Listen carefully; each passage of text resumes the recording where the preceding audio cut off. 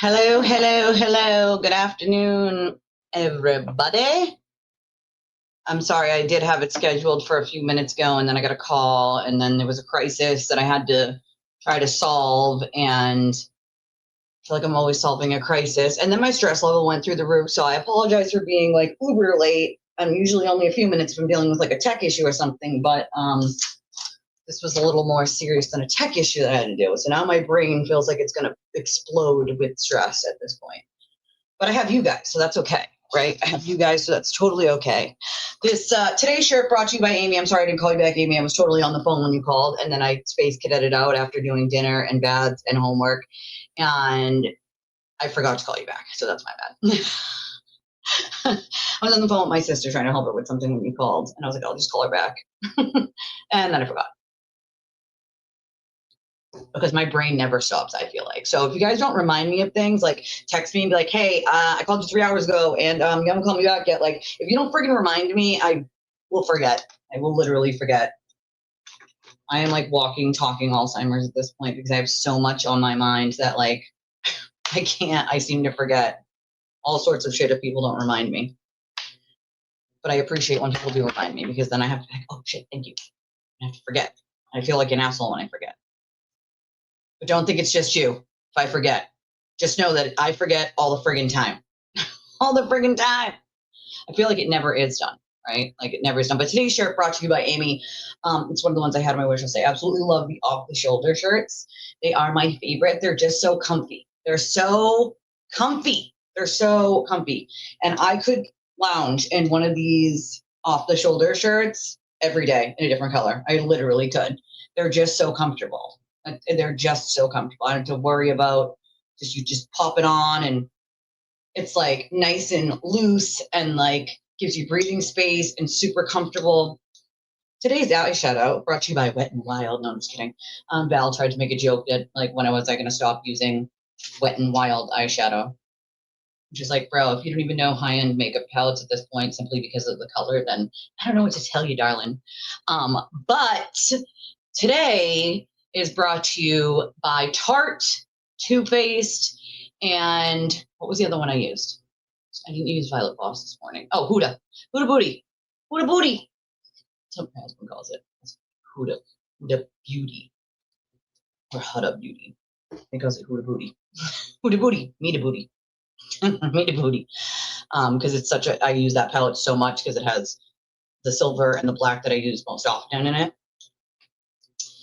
So, yeah, it is a weird insult. It does, right? It's super comfortable. I was going to wear the pink one, but then I was like, no, you know what? I'm wearing black because my pants are black and pink. So I was like, I'm just going to wear the black one. I feel like I'm probably going to go with black. I'm wearing a black bra. So, like, why not? You know? And a spaghetti strap underneath. I could just wear the bra, but I like my spaghetti straps, you know? Oh, you like my mega? Well, it was a mega comment, I guess. It wasn't really like a mega. I didn't tweet it. I guess I should probably retweet it, but it was a mega comment to someone else's tweet. But I was trying to make a point, you know, like Aiden cries people attack him, but no one's attacking him. Nobody just attacks him for no reason. People are defending themselves against his decade-long smear campaigns and showing his tactics of blackmail, illegal wiretapping, lying, screaming and calling and threatening people, you know, all the above. And so when he cries that people are attacking him, I have to bring attention to the fact that nobody has just attacked him for no reason. People are defending themselves against his deceptive bullshit. You know? Yeah, it's totally nitpicking, but they can do with that. But today I bring you the 3 palettes that I used to get this look, and I used a sort of orangey gold color and sort of a peachy, it's almost like a silvery peachy. It's like it's not glitter, but it's not matte. And I use that sort of on the inside corners and blend it out. And then I use sort of like a copper color for this portion here. And then I blended out a little bit of black and gold sort of underneath. But that's what I got because I wanted a very sort of earthy tone look today. I just wanted something earthy, but with a little pop, you know? Earthy with a pop, that's what I wanted. And so this is what y'all get when I go with earthy with a pop, you know? These looks take time to do, okay? You can't just slap it. It's not Wet n Wild, it's not 5th grade. You can't just slap on a color and call it a day. You have to blend it in and it takes time to perfect the look, make it even, get the right colors to match in the way that you want them to. Not necessarily in the way that the sewer crew wants you to, but in the way that you. I use my face like a canvas. I love color. I love pops of color. Speaking of pops of color, ColourPop is one of my ultimate favorite companies because their stuff is so pigmented, and I love using a colored eyeliner underneath. And a lot of the time you'll buy a colored eyeliner, ladies, you know this, and it'll come off within like an hour, and it's really obnoxious. But ColourPop, those will stay on all day. I have a dark blue from them. I can't find the black one. I have no idea where that went, and a pink, and I absolutely love them. I put a couple on my wish list because ColourPop has this two beautiful rainbow palettes that I really want, and then they have I would take every single color that they had in their gel colored eyeliners because they're absolutely gorgeous. But I love them. I love them so much. So if you've never used ColourPop, you should go to Ulta and just like swatch the stuff as a woman, and you'll be like, wow, this is buttery. It's pigmented. I love the formula of them. Like, they're just chef's kiss. I'm also a huge fan of Too Faced. I have their bronzer that I use. It smells like chocolate. A lot of their products smell like chocolate or a cupcake. That was like their thing when they first started branding, is that their makeup smelled like sweets. And so the bronzer that I use smells like chocolate and hot cocoa, and it's amazing. I love it. And then I am really stuck on two highlighters that I use from Afro, which is Rodeo Drive and Glazed Donut. And those two I use pretty much all the time when it comes to a highlighter. They are just the most beautiful highlighters. I'm not a fan of the cream highlighters, but Afra, I have like a small Afra palette that has the Rodeo Drive, and then I have just the Glazed Donut on its own, and I absolutely love it. I absolutely freaking love it. Okay, so enough about makeup because, well, it's triggering to the sewer group. You know, it's triggering to them. They get very triggered when I talk about makeup that they don't know about. They don't seem to understand that colors can be made by different companies, even high-end companies. I don't own a single drugstore palette. All of my palettes I'm very proud of, and I have a lot of them. They are all high-end palettes that come from either Ulta, online from the company itself, or Sephora. Actually, my ultimate favorite smell is from Sol de Janeiro. And Sol de Janeiro, before they were ever sold in Ulta or Sephora or anywhere else, you could only strictly get them online. And I got so many of the Jet Set kits with like points. Like, you would buy something and you would get all of these different points. Back in the day, they gave you a lot of points when they first came out. And I think they only had like 6 or 7 products total. The Bum Bum Cream being one, Sol de Janeiro body spray that goes with the Bum Bum Cream, and then your shower gel and shampoo and conditioner for the same smell. And I absolutely love those sets. They are my favorite smell ever. And I actually have their like bronzing body shimmer that you can use in the summertime. And once again, chef's kiss. Love it. Love it. Love it. All right. He does, though, right? Poor guy, aged about 100 years. A lot of people say he looked like he aged 10 years in the last year, and I don't disagree with it, you know? Maybe that's it. They're just jealous. Don't be jelly, ladies. I can totally do your makeup. Don't worry. I've done many of other people. So if you're just jealous, it's okay, right? It's totally okay. I will fix you up, okay? Don't worry. Listen, you have to be comfortable with you, right? And if you're not comfortable with you as a person, then you do things like try to attack other people for stupid things like, what color eyeshadow for? And I wear blue on purpose to trigger them. And clearly it works. It very much works. And as a matter of fact, one of my favorite palettes actually is an Oceanic. It's called Oceanic. And it has like 7 different color blues and like 3 or 4 greens in it. So I find it really funny when they complain about blue eyeshadow as if no one ever wears blue eyeshadow. Y'all need Jesus, okay? Holy Spirit, activate, activate, activate. All right, let's see. Let me see. I'm going to pull up this thing that Carly posted about an hour ago because Carly is always on point with her shit and her points. Go Carly. So she said, Turtle Boy claims Ray's attorney. This is such a good point. Sent Alex a cease and desist letter. So he sent him a cease and desist letter. That's what he claims, with no proof, by the way, at all. She said there's zero proof shown. If that letter is real, it almost certainly came after James's stream, not during it. Let's be serious. No attorney is sitting there live coaching a client midstream and telling him to bail off of a panel. Ray exited the stream within seconds of Alex appearing on screen. So the Sewer Turtle is trying to sell the narrative that Ray from Dallas's attorney told him to get off that live stream. Does anyone actually believe that? Like, is that real? Like, you have to be absolutely fucking brain dead to believe that. Ray from Dallas bounced off that panel within seconds of Alex being on there. You think Ray from Dallas was on the live stream and on the phone with his attorney? Like, what if this guy pops into a live stream? Well, just get out then, says the attorney. Like, for anyone to actually believe for that to be true has to be fucking brain dead. Literally brain dead. Now, there's clips here. We shall listen. I also know that Ray's attorney sent.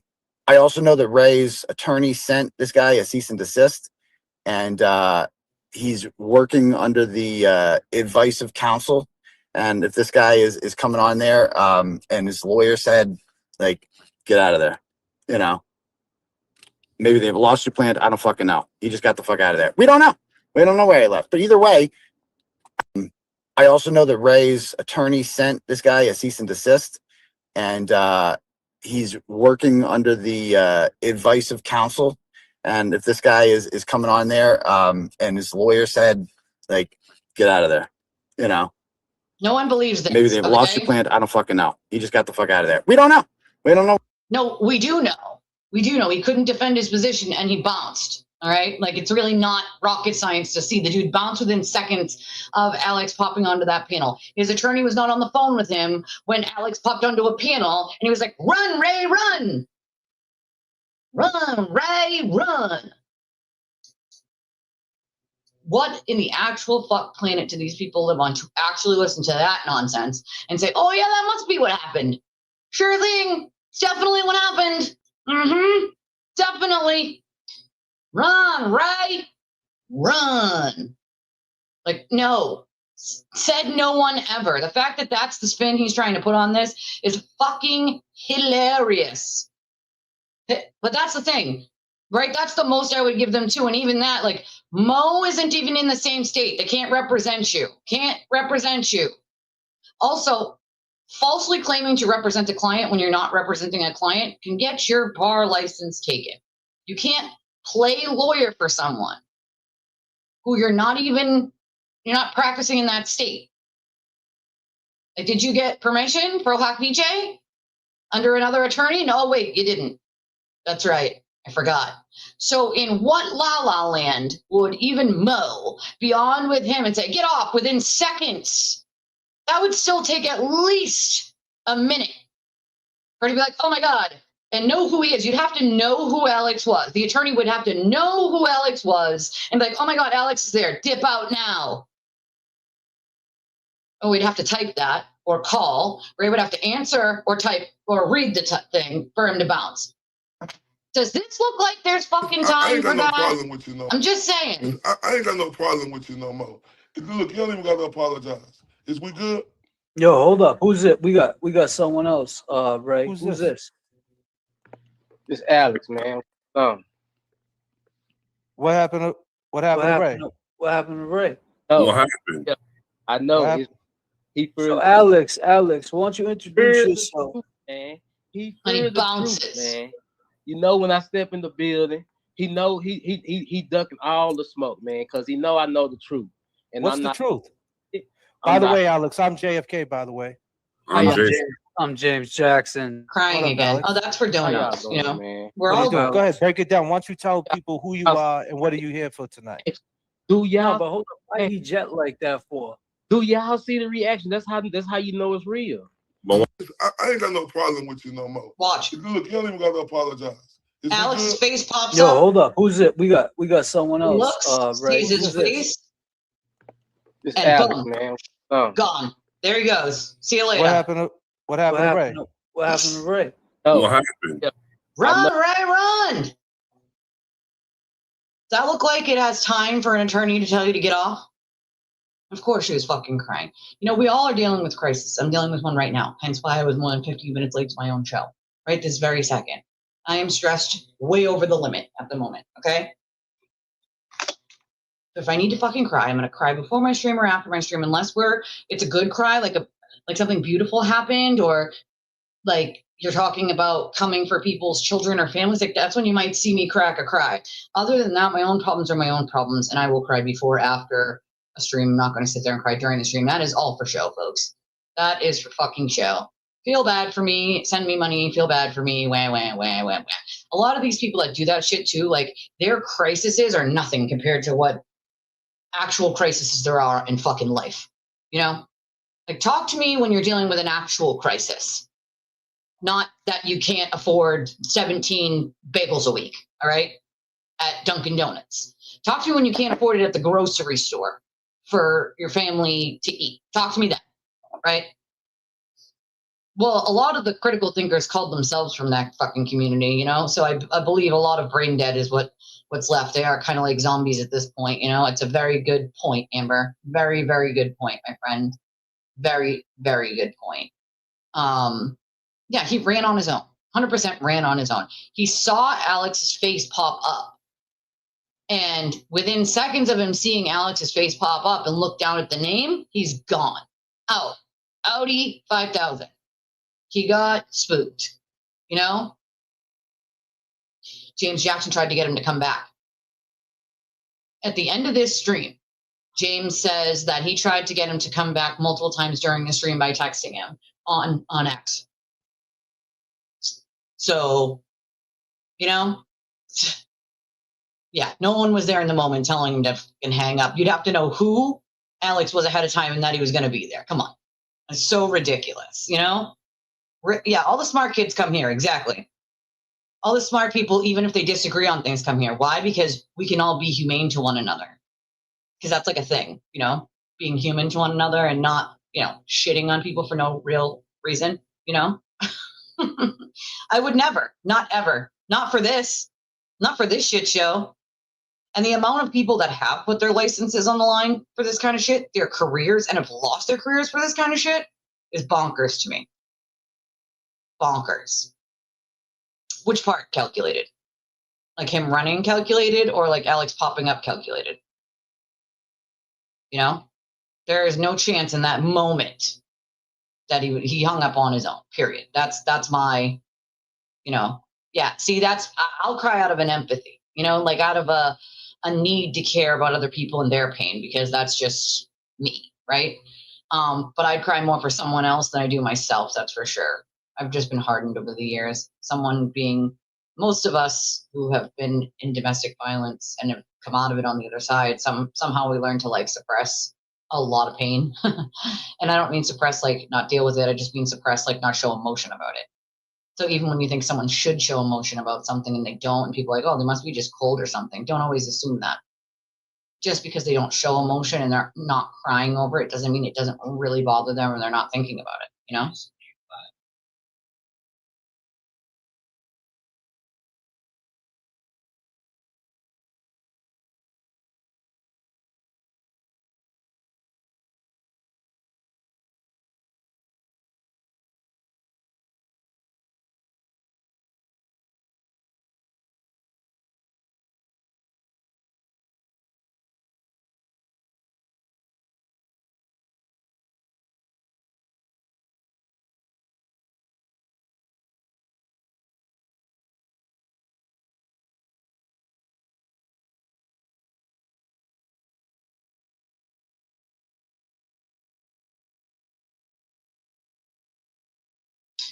Sorry, guys. This thing that I've been dealing with that I'm still trying to deal with, you know, just life. life. It gives you lemons, folks. When it gives you fucking lemons. You know, she's worried her show is gonna fail. She should be more worried about like being authentic instead of like faking drama and saying mean shit about people simply because the turtle wants her to. That's what she should be more worried about. Honestly. Why did her numbers go down for the month? Like, sorry to tell you, but that's how YouTube works. The numbers go up, the numbers go down. You make some money, you make no money. One day you might make a lot, the next day you might make next to nothing. That is life. That's literal life, okay? Literal freaking life.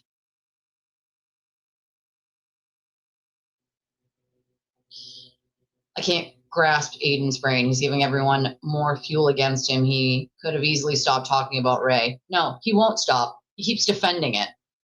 You know? Yeah, it wasn't even 10 seconds. Exactly. You guys probably get it's faster than the delay that I have from the time I talk to the time you guys hear it. You know?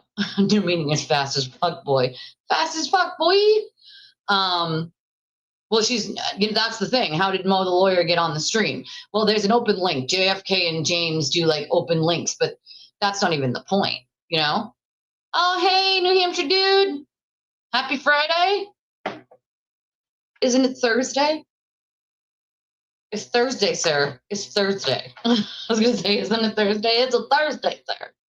It's Thursday. I was going to say, today's not Friday because I would have tomorrow off. I only take Saturdays off. And I'm like, oh, wow, a break. I need one badly. But no, it's Thursday. Well, that's exactly it, Amy. That's exactly it. Junior and Twisties. I love that. I love that. Yeah, I mean, it's a survival skill. For me, it's like fight or flight. And when you're in fight or flight for decades or years at a time, your body just kind of does these automatic things you have to unlearn, right? And I have CBT therapy, cognitive behavioral therapy, which sort of like you have to reteach your brain to like recognize what your body is going to do when your brain thinks or sees something. And it's not easy to retrain your brain, especially if it was in fight, flight, or freeze. And you know, freeze. Ever seen the movie where like someone just freezes and they end up like dying because they couldn't get out of the way of the branch that was falling because they freeze? Like that's actually something that happens in real life. It's fight, flight, or freeze. And mine's broken. So I don't freeze and I don't flight. I just always fight. So if that means like running into the danger, then that's what I do, which is not always smart, obviously, you know? Your body and your mind is supposed to tell you like, hey, this is dangerous, run away, get away, right? And my brain doesn't. My brain says someone might be in there, you know, or you need to help stop this, or if that's my brain just does not work in the way that it should when it should be telling me to like flee. It doesn't. That makes sense. TV could have easily said, look, I don't know Ray. I need to look into what's up. I was happy to have streams support me, but I don't condone lots of what he says. Need to look into more allegations. Yeah, but that's not what he said. What he actually said was, it's so disgusting. Someone would say that. He completely condemned Alex, who is Ray's cousin by marriage, and someone who claims he's an eyewitness to what had happened when they were children. So somebody's like, oh, someone's saying it isn't evidence. Well, I disagree. Do you think that when someone testifies in court and they watch a murder, do you think that that's not evidence? It is. That's an eyewitness to a murder. Same applies here. Eyewitness to a crime. Now, is an eyewitness always credible? No. Right? And that's for people to decide on their own. But to try to discredit Alex simply by saying, well, he has a criminal record, so you can't trust anything he says. Does the turtle forget that he now has a criminal record? Even if he was found not guilty on all of these charges, which I highly doubt, but even if he was found not guilty on all of them, he will forever have a criminal record now. When you run his name through the system, it pops up. Regardless of if you're found guilty, not guilty, or dismissed. It just says what the disposition is at the end. So it'll say NG, G, dismissed, or any number of other things. Okay? But when you run Aiden's name, forever those charges will pop up. He forever now has a criminal history. Okay? He seems to forget that. Also, Alex didn't hide the fact that he had a criminal history. I once had one for being a drug addict. I sealed my record many moons ago when I got my act together. I went to a court and I said, Your Honor, these are all related to me being a drug addict. I would like to seal my record. It could stop me from getting jobs and blah, blah, blah. And then fast forward through time, I had to pass 2 background checks to work at the prison. 2. One for the DOC and one for the private company that I worked for that ran the facility, that ran the jail. I had to pass 2 background checks. And because I had sealed my record, I was able to pass those checks, right? So it's like, I don't think that taking someone's criminal history in their past has anything to do with who they are today. And it certainly does not make it so that all of a sudden they can't be credible when it comes to SA or being a victim or an eyewitness, because most people who have been the victim of SA as a child or adult, and specifically children, never tell anyone. They don't report it. They never tell anyone. And if they do, it could be years or decades later. Okay? I am 39 years old. All this happened to me when I was a child. I have still never reported it to the authorities because there are other victims. And I know the other victims. And they're not ready to talk about it. I had a talk with them maybe 5 years ago about going together. And some of them were not ready to rehash it. And so I told them that I would not go until they were ready, because I do not want to drag onto someone else in their life them having to rehash something they're not ready to talk about. You know? Yeah, I haven't seen the bus stop. It is triggering. It is. It literally is, you know? Just thinking about it alone, like someone being, you know, have been in that position in my life. Some of the things that Aiden said are just so disgusting. And, oh, Friday Junior. I get it. I get it. Sorry, it went over my head. It's just disgusting, you know? It's disgusting. Clearly, he's very uneducated when it comes to SA, specifically SA for children, okay? And what you have to go through as someone who is a victim of that, okay? And for me, it's absolutely fucking bonkers for him to claim that if there's no police report of it, it didn't happen. Well, I'm 39. There's still no police report of me and the 1, 2, 3, 4, 5, 6, 7 other victims that I know of, most of which other family members of mine. There is no police report that exists from that. We are all victims. We all remember it. It affected all of our lives. Some of us worse than others, right? A lot of people with childhood abuse like that end up being institutionalized. They end up committing crimes, working in sex work, yada, yada, yada. Like, there are plenty of studies that have been done on all of this, but who the actual fuck is he to say, especially when it comes to this, that if there's no police report, it didn't happen? Do you know how many women in domestic violence situations do not call the police? There's numerous reasons why, but the main one that I hear from people who I've helped over the years is because if they do, then guess what? Their children could be taken from them. And unfortunately, they're right. It happens all the time. I've seen it happen. I've seen them actually take the victim's child and give that child to the alleged abuser when they call the police for help. That's one of the main reasons why women do not call for help. And there are many, many other reasons, but that's just one of them. So to suggest that if it's not in a police report means it didn't fucking happen is so absurd and so uneducated and ignorant. Oh, but he's a journalist, right? A journalist who didn't ask a single question about this very serious situation and was ready to condemn Alex and use the narrative of, oh, he's a criminal, so he can't be telling the truth. What does him being a criminal have anything to do with what he saw or witnessed or was a victim of, or the victim that he saw being a victim of it as a child? Aiden goes on and on. Why didn't he call the police? He was like 9 or 10. So yeah, a 9 or 10-year-old's gonna run. Are you all right, buddy? Like, in what world do you fucking live in? In what goddamn world? Oh, yes. I'm so sorry. You should have reminded me yesterday. I totally will do the Kelsey thing. I totally forgot yesterday. And I knew there was something that I wasn't getting that I didn't remember to address. I am so sorry. I forgot about that yesterday. You know what I'm going to do? Hold on. Let me answer this question. And then when I get down to yours, I'll put yours on the screen so that I won't forget. Can't Aiden and Lindsay have charges against them in separate hearing for the quid pro quo? I mean, technically speaking, yes, but realistically, it would really be more like Aiden because he's the one sort of forcing a quid pro quo. I mean, they could choose to do both, but I highly doubt that would happen. I really just think that they would go for him because it's not the first time that he's tried that exact behavior on people. It's fear. They try to push the quid pro quo in a way that, like, I'll leave you alone, essentially, if you do what I want. I won't go after you if you do what I want, right?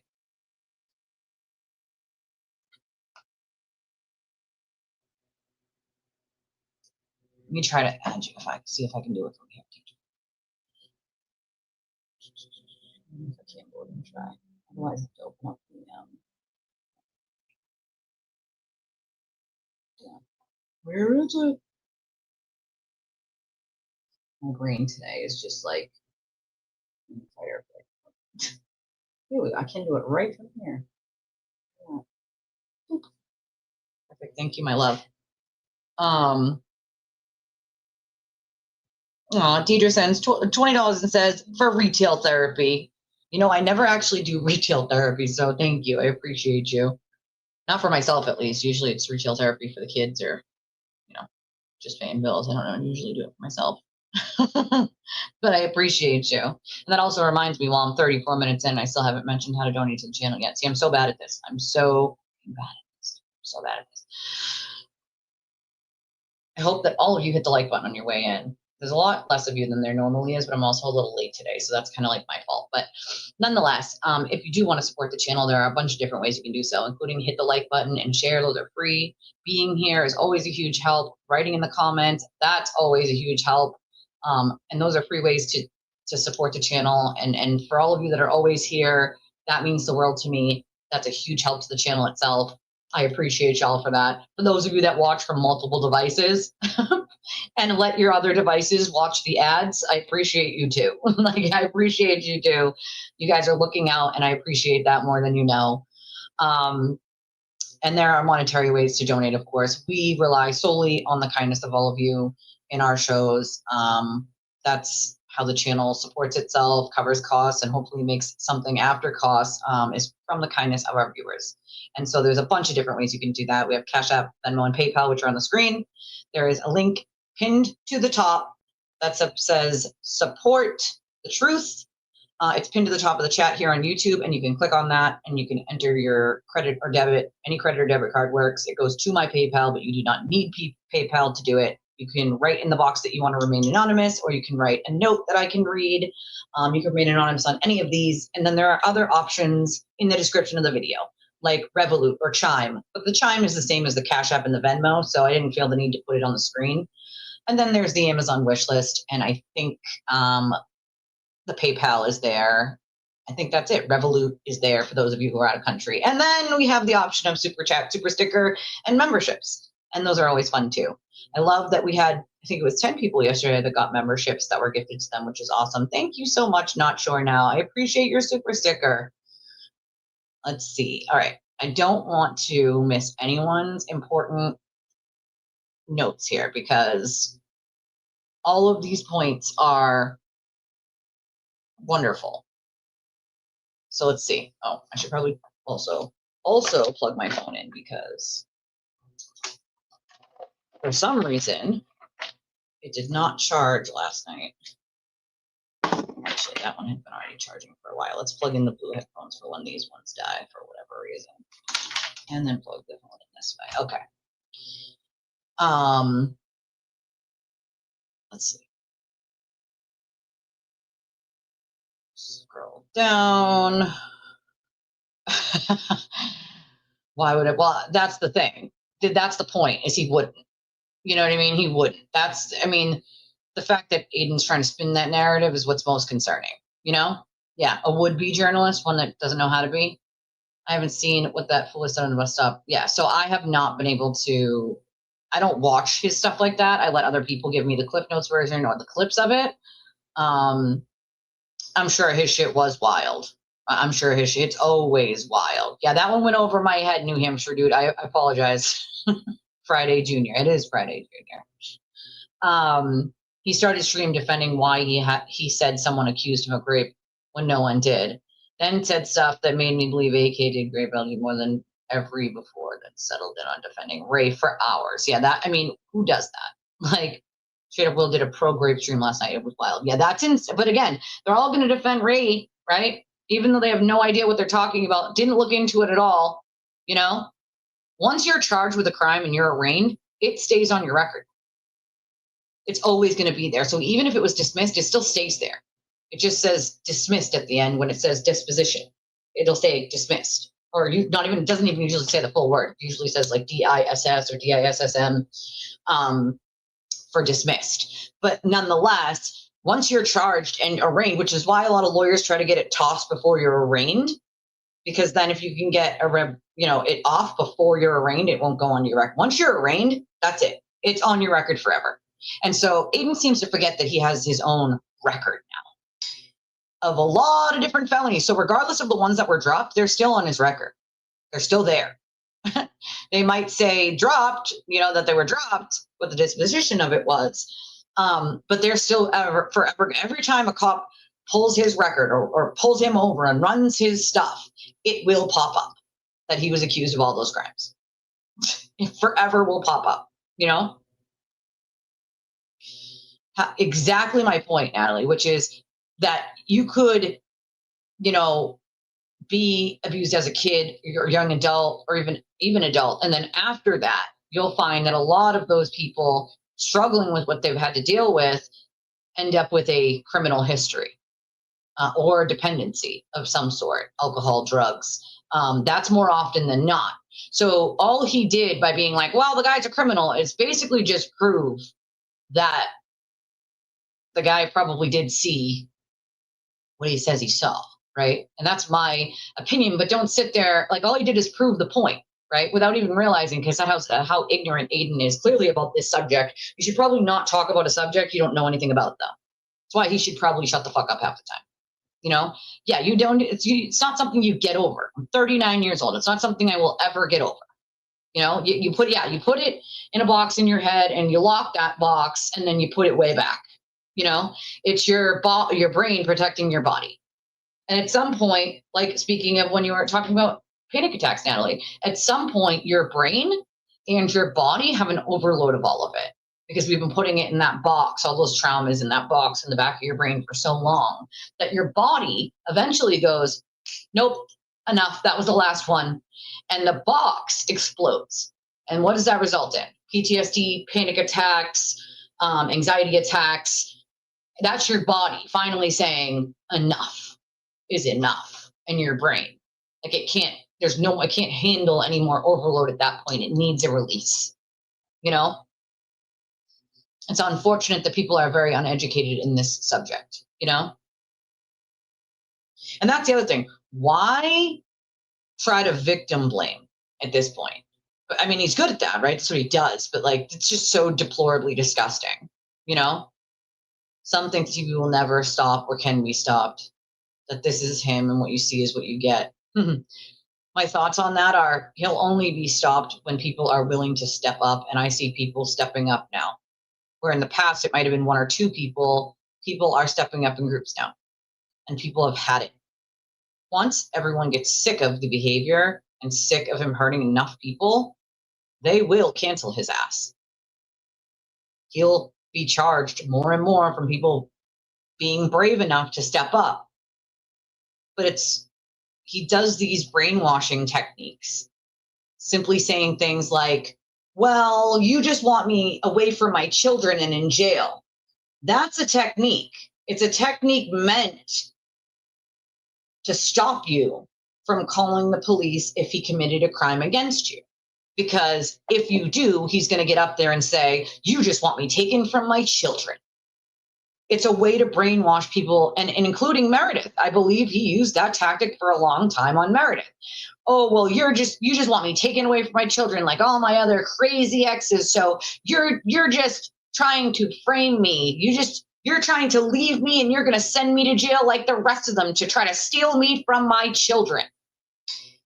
I was really off-put watching those clips of James Jackson and JFK when JFK said, well, he's going to basically, like, what he basically said was basically he's going to, like, get away with it, and he's not going to, be taken down, so we should all just deal with it. I was taken back because I do like JFK and James Jackson, and that statement alone. And then he went on to further say, I don't want anyone taken from their son, from their kids. And all he did was repeat the brainwashing mantra. Like, bro, you just repeated exactly what he wanted you to. That's how brainwashing works.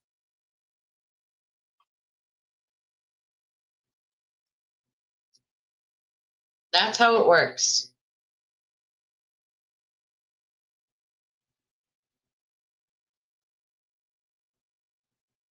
It's literally how it works. Is he says it over and over until you believe it. And I believe he used that on Meredith for a long time. A long, long time. His other way was to say, oh, well, you're just trying to make sure that I don't see my kids. No, he is the only one who made that choice. He makes that choice every day. When he chooses to commit more crimes, intimidate more people, threaten people, try to silence them, illegally wiretap them, he's making that choice. Every time he commits a new crime, he is making the choice to be taken from freedom and put behind bars. That is no one else's choice but his. He put himself in that scenario to try to lay that blame at the feet of the victims. Oh, well, if you go to the police, you're just trying to take me from my children. Or if you want me in jail, which is the new narrative, if you want me in jail, then you're not for Karen Reed. Or if you're, for those of you that are, because we know that I'm not. But the point is that's what he's trying to lay at the feet of people who are free Karen Reed, but no longer deal with him, which is if you want me in jail and think I committed a crime, then you're not for Karen Reed, which is just bullshit, really. It's just another way to taint his mob of people into saying that exact same thing to you. Try to push you away from like, well, we don't want you like you want them. You know what I'm saying? Like these people don't want to deal with you, Aiden. They don't like you. Like they can see you for who you are. Okay. That's the point. This is the shit. This is the shit. It is unacceptable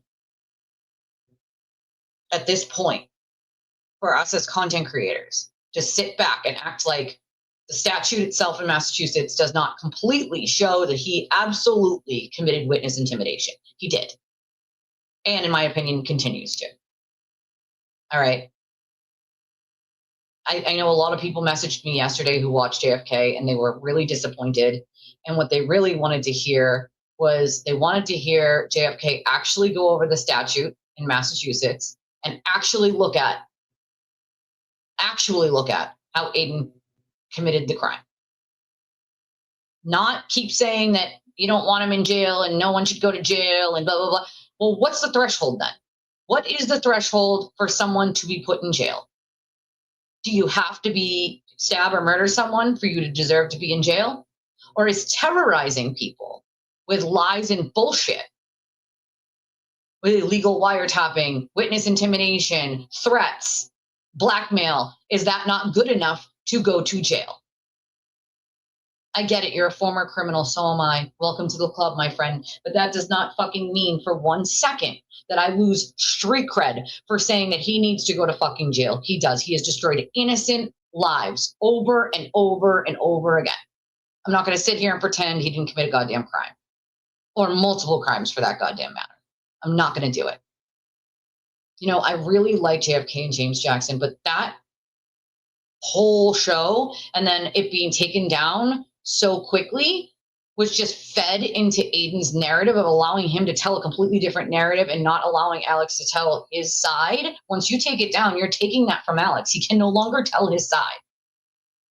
I welcome Alex to come on my show anytime he wants. I'm not going to take it down. I'm not going to put it behind a paywall. It'll remain there, right?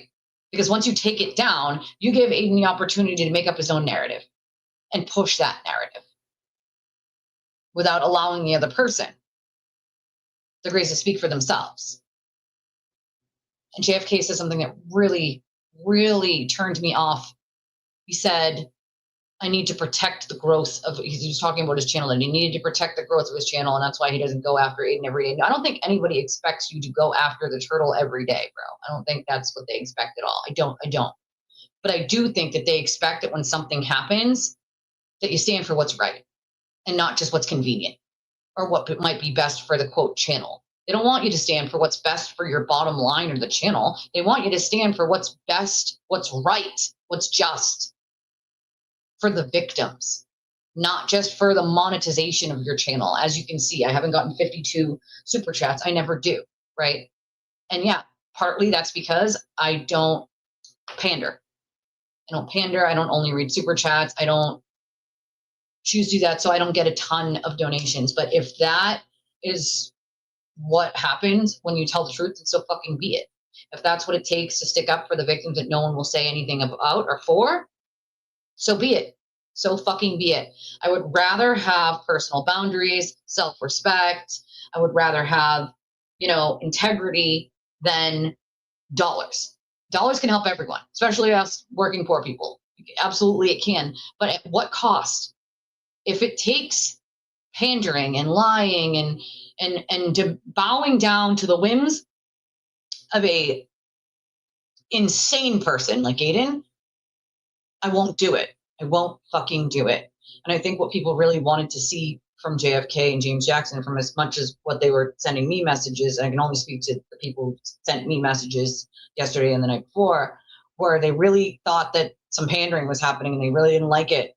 The comment about, the protecting the growth of the channel and all of that kind of turned a lot of people off. And a lot of people said that they don't think that they're reading the comments like in real time, like not reading their audience's comments. I think that turned people off too, because you got to read the room too. You got to read the room. You got to read your audience at the same time.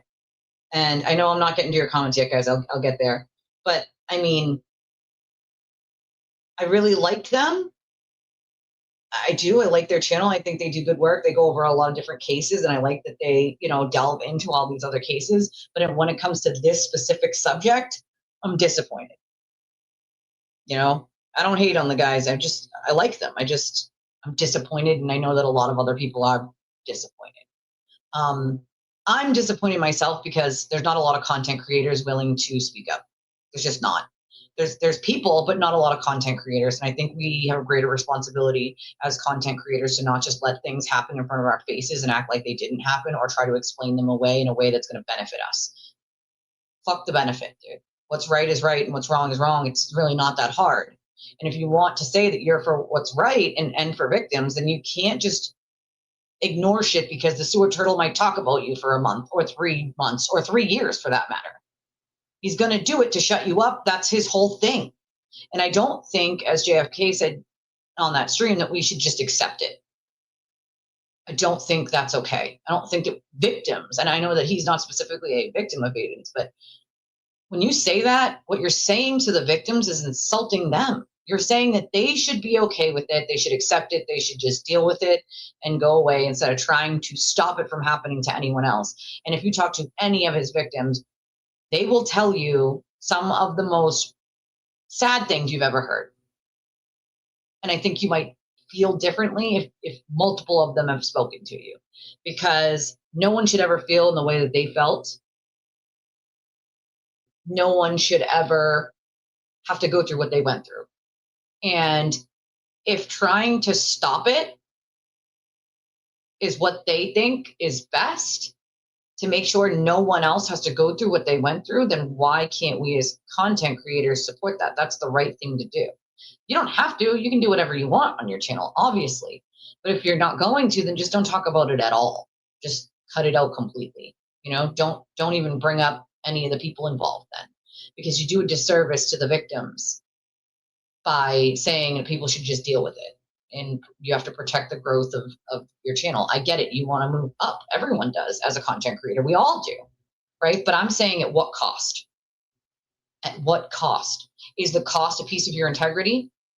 Is the cost that you have to ignore things or pander or bow down? to a fucking deranged, deplorable individual, because he'll have no problem throwing your asses so far under that bus and then backing over you and going forward 500 times if he thinks it'll help him. Make no mistake about that. So pandering to him does nothing but allow him content later on to say, remember that time you backed down? Remember that time you pushed away from it because you didn't want to deal with me? That's all it does. It gives him content later on to say that you couldn't, speak up right away and keep that. Like, I've watched him do it to so many people. I've seen the pattern over and over and over again. Again, I don't say it to be an asshole. I like JFK. I like James. I like Kevin Webb. I like Jay Brill. I like those guys. I like them. I think they do great work, and they do a lot of other cases that I love that they do. But I'm just speaking on all the messages that I got and the disappointment that I got from other people. And I wasn't able to watch the entirety of the stream because it was taken down so quickly. But from the parts that I did watch, I was disappointed as a content creator. Oh, you found it? Well, you said you were going to be looking for the links, Jesse. So that's what I assumed you was doing. And also, to be fair, I was like 25 minutes late to my own stream because I was dealing with my crisis. And that's the other thing that's been keeping me very, very busy lately. It's like I'm in the middle of, since right before Christmas, dealing with this, and it's just like taking up like 90% of my time. My head feels like it's going to explode. But you had said you were going to keep an eye out for the links, so I assume that's what you were going to do.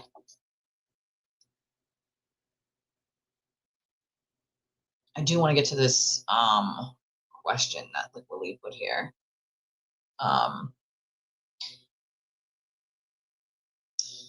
I don't know if he knew that very well could have been that Ray knows his accounts and blocked him ahead of time so that he couldn't be in the stream. You know what I'm saying? Like in the chat. And maybe he's not one of those people that'll make 15 fake accounts to get in. I won't. You know what I mean? Why would I waste my time doing that? You know what I'm saying? I wouldn't waste my time doing it. Not for 1 minute. I would not waste my time. Not even a little. So there are numerous reasons why he might not have been in Ray's chat. Ray didn't show his face, so it was only recently that people, voices can sound alike. You don't want to be, saying it's someone and you don't know if it's them. So until his name was revealed, now Alex stepped forward. I don't find that to be weird at all because you can't go on a voice. You know what I mean? You just simply cannot go on a voice. And he could have been proactively already blocked from the chat of saying anything. There's clearly a reason why he stepped up on I just say step up on JFK. You know what I mean? So the Kelsey Fitzsimmons case in a small box, I'll tell you, was a police officer. She was an officer. She was on a leave, I believe, and then she had been reinstated right before all of this happened. The police had come to her house to serve a restraining order and a custody order from her ex-fiance or soon-to-be ex-fiance. She had just had a baby. The cops came to serve these orders, and people were like, why wasn't CPS there? Why wasn't this there? That's not standard? It is standard because he didn't go to them. He went straight to the court. CPS can't override the court, and they have no business going there if the order was straight from the court and they weren't called first. That is standard procedure for there to be more than one officer, because if shit goes wrong serving an order, they need backup. So it's always standard for them to have more than one officer there. There's no crazy lunatic thing that CPS should have been there. No, they're not going to be there because it wasn't an order from them. They were not called ahead of time. He went straight to the court, and it's a court order, so they cannot get involved in that. That's policy. Like, that's law and policy. They can't. So in a nutshell, they went there to serve it, and she pulls a weapon. Now, she does not dispute pulling a weapon. She says that she pulled a weapon. So they then shot her in the chest. She was brought to the hospital. She survived. But the bottom line is she did pull a weapon. She's not disputing the fact that she pulled a weapon. The dispute is she's saying she was going to harm herself, and they're saying that she pointed it at them. Regardless, you pulled a gun. They shoot people for pulling a steak knife, never mind a gun, okay? You pulled a weapon. So in that aspect, I mean, guilty as charged, in my opinion. You pulled a weapon with officers there to serve a restraining order. I don't think there's an argument about whether she pulled the weapon or not.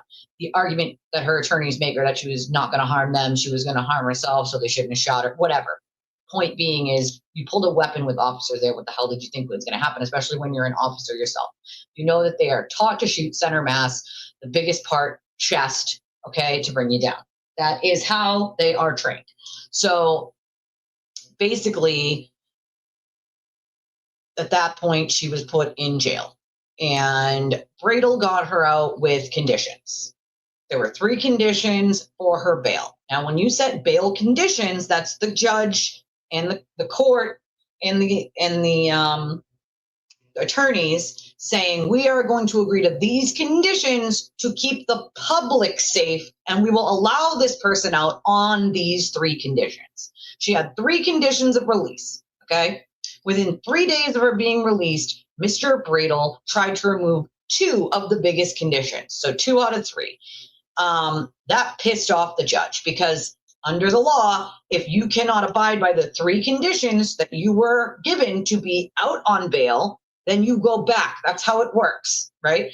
Otherwise, they would have figured out something else to keep the public safe. And if they couldn't, then you would have stayed behind bars and there would be no conditions. You would just be held. So he tried to remove 2, the biggest 2 out of the 3 conditions within 3 days of her being released.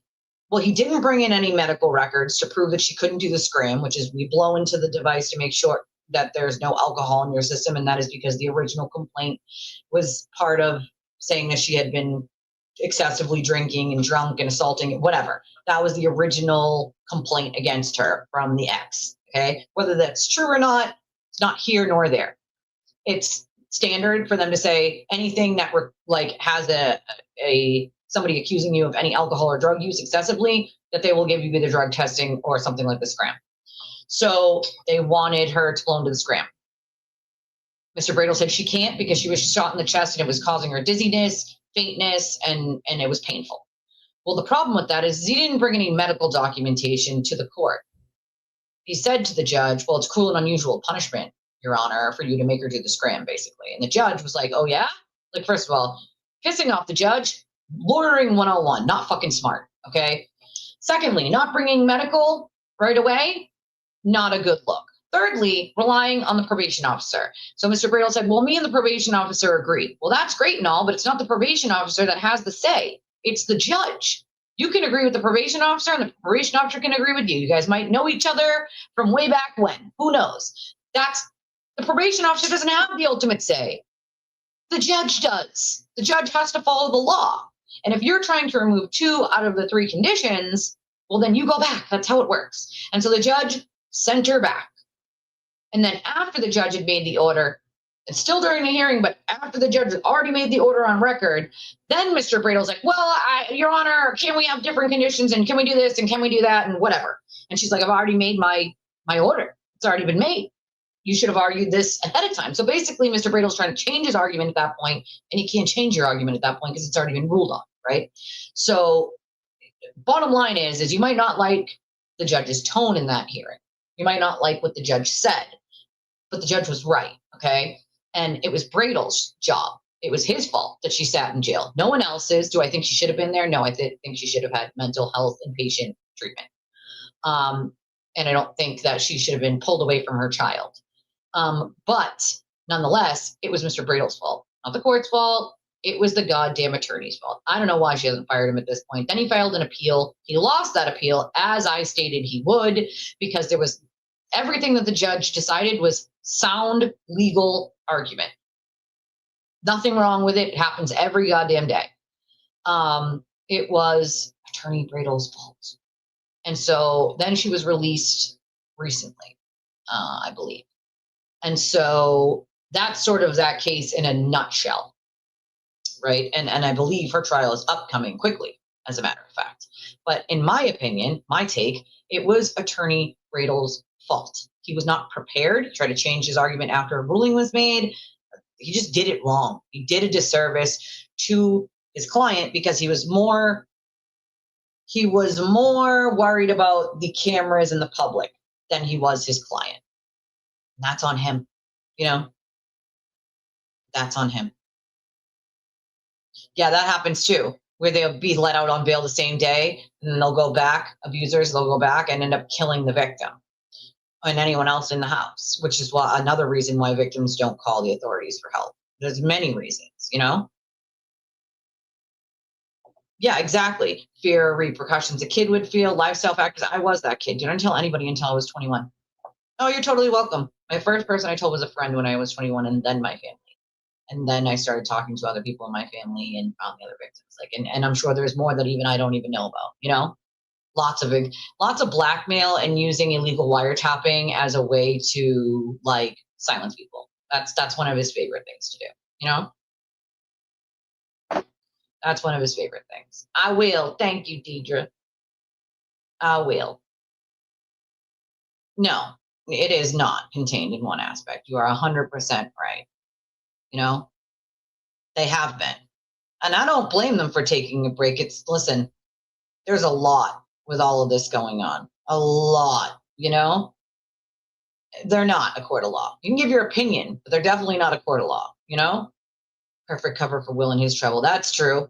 Although we're still waiting. We don't have any more. I called again. We don't have any more comment from the Omni on the Will situation. And they have, I think, 10 days to give me records. So that could take some days. She popped up as an advocate and supporter of RFD, not an attorney. Interesting. His income via Turtle Chat seems to be waning. I mean, that doesn't shock me, but at the same time, a lot of people just still give him plenty of money. He's not lacking in the money department, you know? You can expunge or you can steal. Those are two separate different things. To expunge takes a lot more than to just steal. There are certain parameters that you have to meet to expunge it versus seal it. So it depends on what it is, how long it's been, and if it's a sealable or expungible crime. Exactly. He was sharing his experience, his thoughts, his opinions, and I think he should have been allowed to do that, you know? Massachusetts is wacky, though. There's just Massachusetts is wacky. Like, I live here, and it's fucking insane, all right? Expungement is not automatic. I mean, I had to request the court to seal my record. It's not automatic to seal. I had to request. I had to go in front of a judge. I had to give reasons. He had to check on things. They want to know how you've rehabilitated. They want instances of rehabilitation, people they can contact to prove the rehabilitation, like all sorts of different things I had to do just to seal it. Never mind expunge it, right? Like that would be a whole nother process. And that's the thing. That's not the issue, right? Some states are automatic, just not mine. Some states do automatic removals of certain things, which is cool, in my opinion. Certain things I feel like should be removed after either a certain amount of years or a certain age or, you know, certain time not being in trouble or whatever, you know? I wouldn't be sorry if you got laryngitis. You wouldn't be able to talk. You'd still be able to type, though.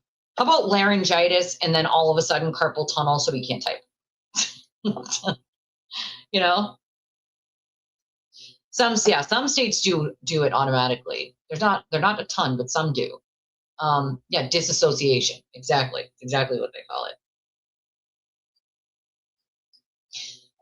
Let's see. Well, that's because they took it down. Well, he should have, right? Wouldn't you think that he would have instead of run? Somebody was accusing me of that and I was there? You damn sure I'm going to speak up for myself and dispute it and say this is bullshit. Jail is a great way to get canceled. What he did last time, though, is he had a bunch of people running his blog for him. I don't think it's going to work out that way this time, you know? That's the other half of it, is they just learn how to be better criminals, some of them. Although he's not too bright, so I don't, you know. Girl, I need some Botox, too. I'm telling you, I don't really have wrinkles, but, like, I'm starting to like, see, like, a little crease over here, and I'm like, oh, no, it's probably time for Botox one of these days. But I heard it's wicked expensive. I've never looked into, like, how much Botox would be, but I cannot afford Botox. Although, I hope one day, if I need it, I can get it. Maybe it'll be more affordable one day. Yeah, there are some parallels to X accounts who supported him. 100% there are. But he also runs a lot of fake accounts. A lot of fake accounts. You know what I mean? Oh yeah, the fair use guy. It's being brought forward by that HEHE guy. He has the money to get it done. Same guy who laid out fair use for all of YouTube with his last lawsuit. Well, it's true. I mean, they don't even let you. If I play one singular boop of a song, except for the stuff that I own, that I made AI myself, they will literally, as soon as my stream ends, they will send me a thing saying my thing can't, like the entire stream I had is not monetized. I get no ad revenue, which isn't a lot anyway. It's just like a couple bucks by the end of the month.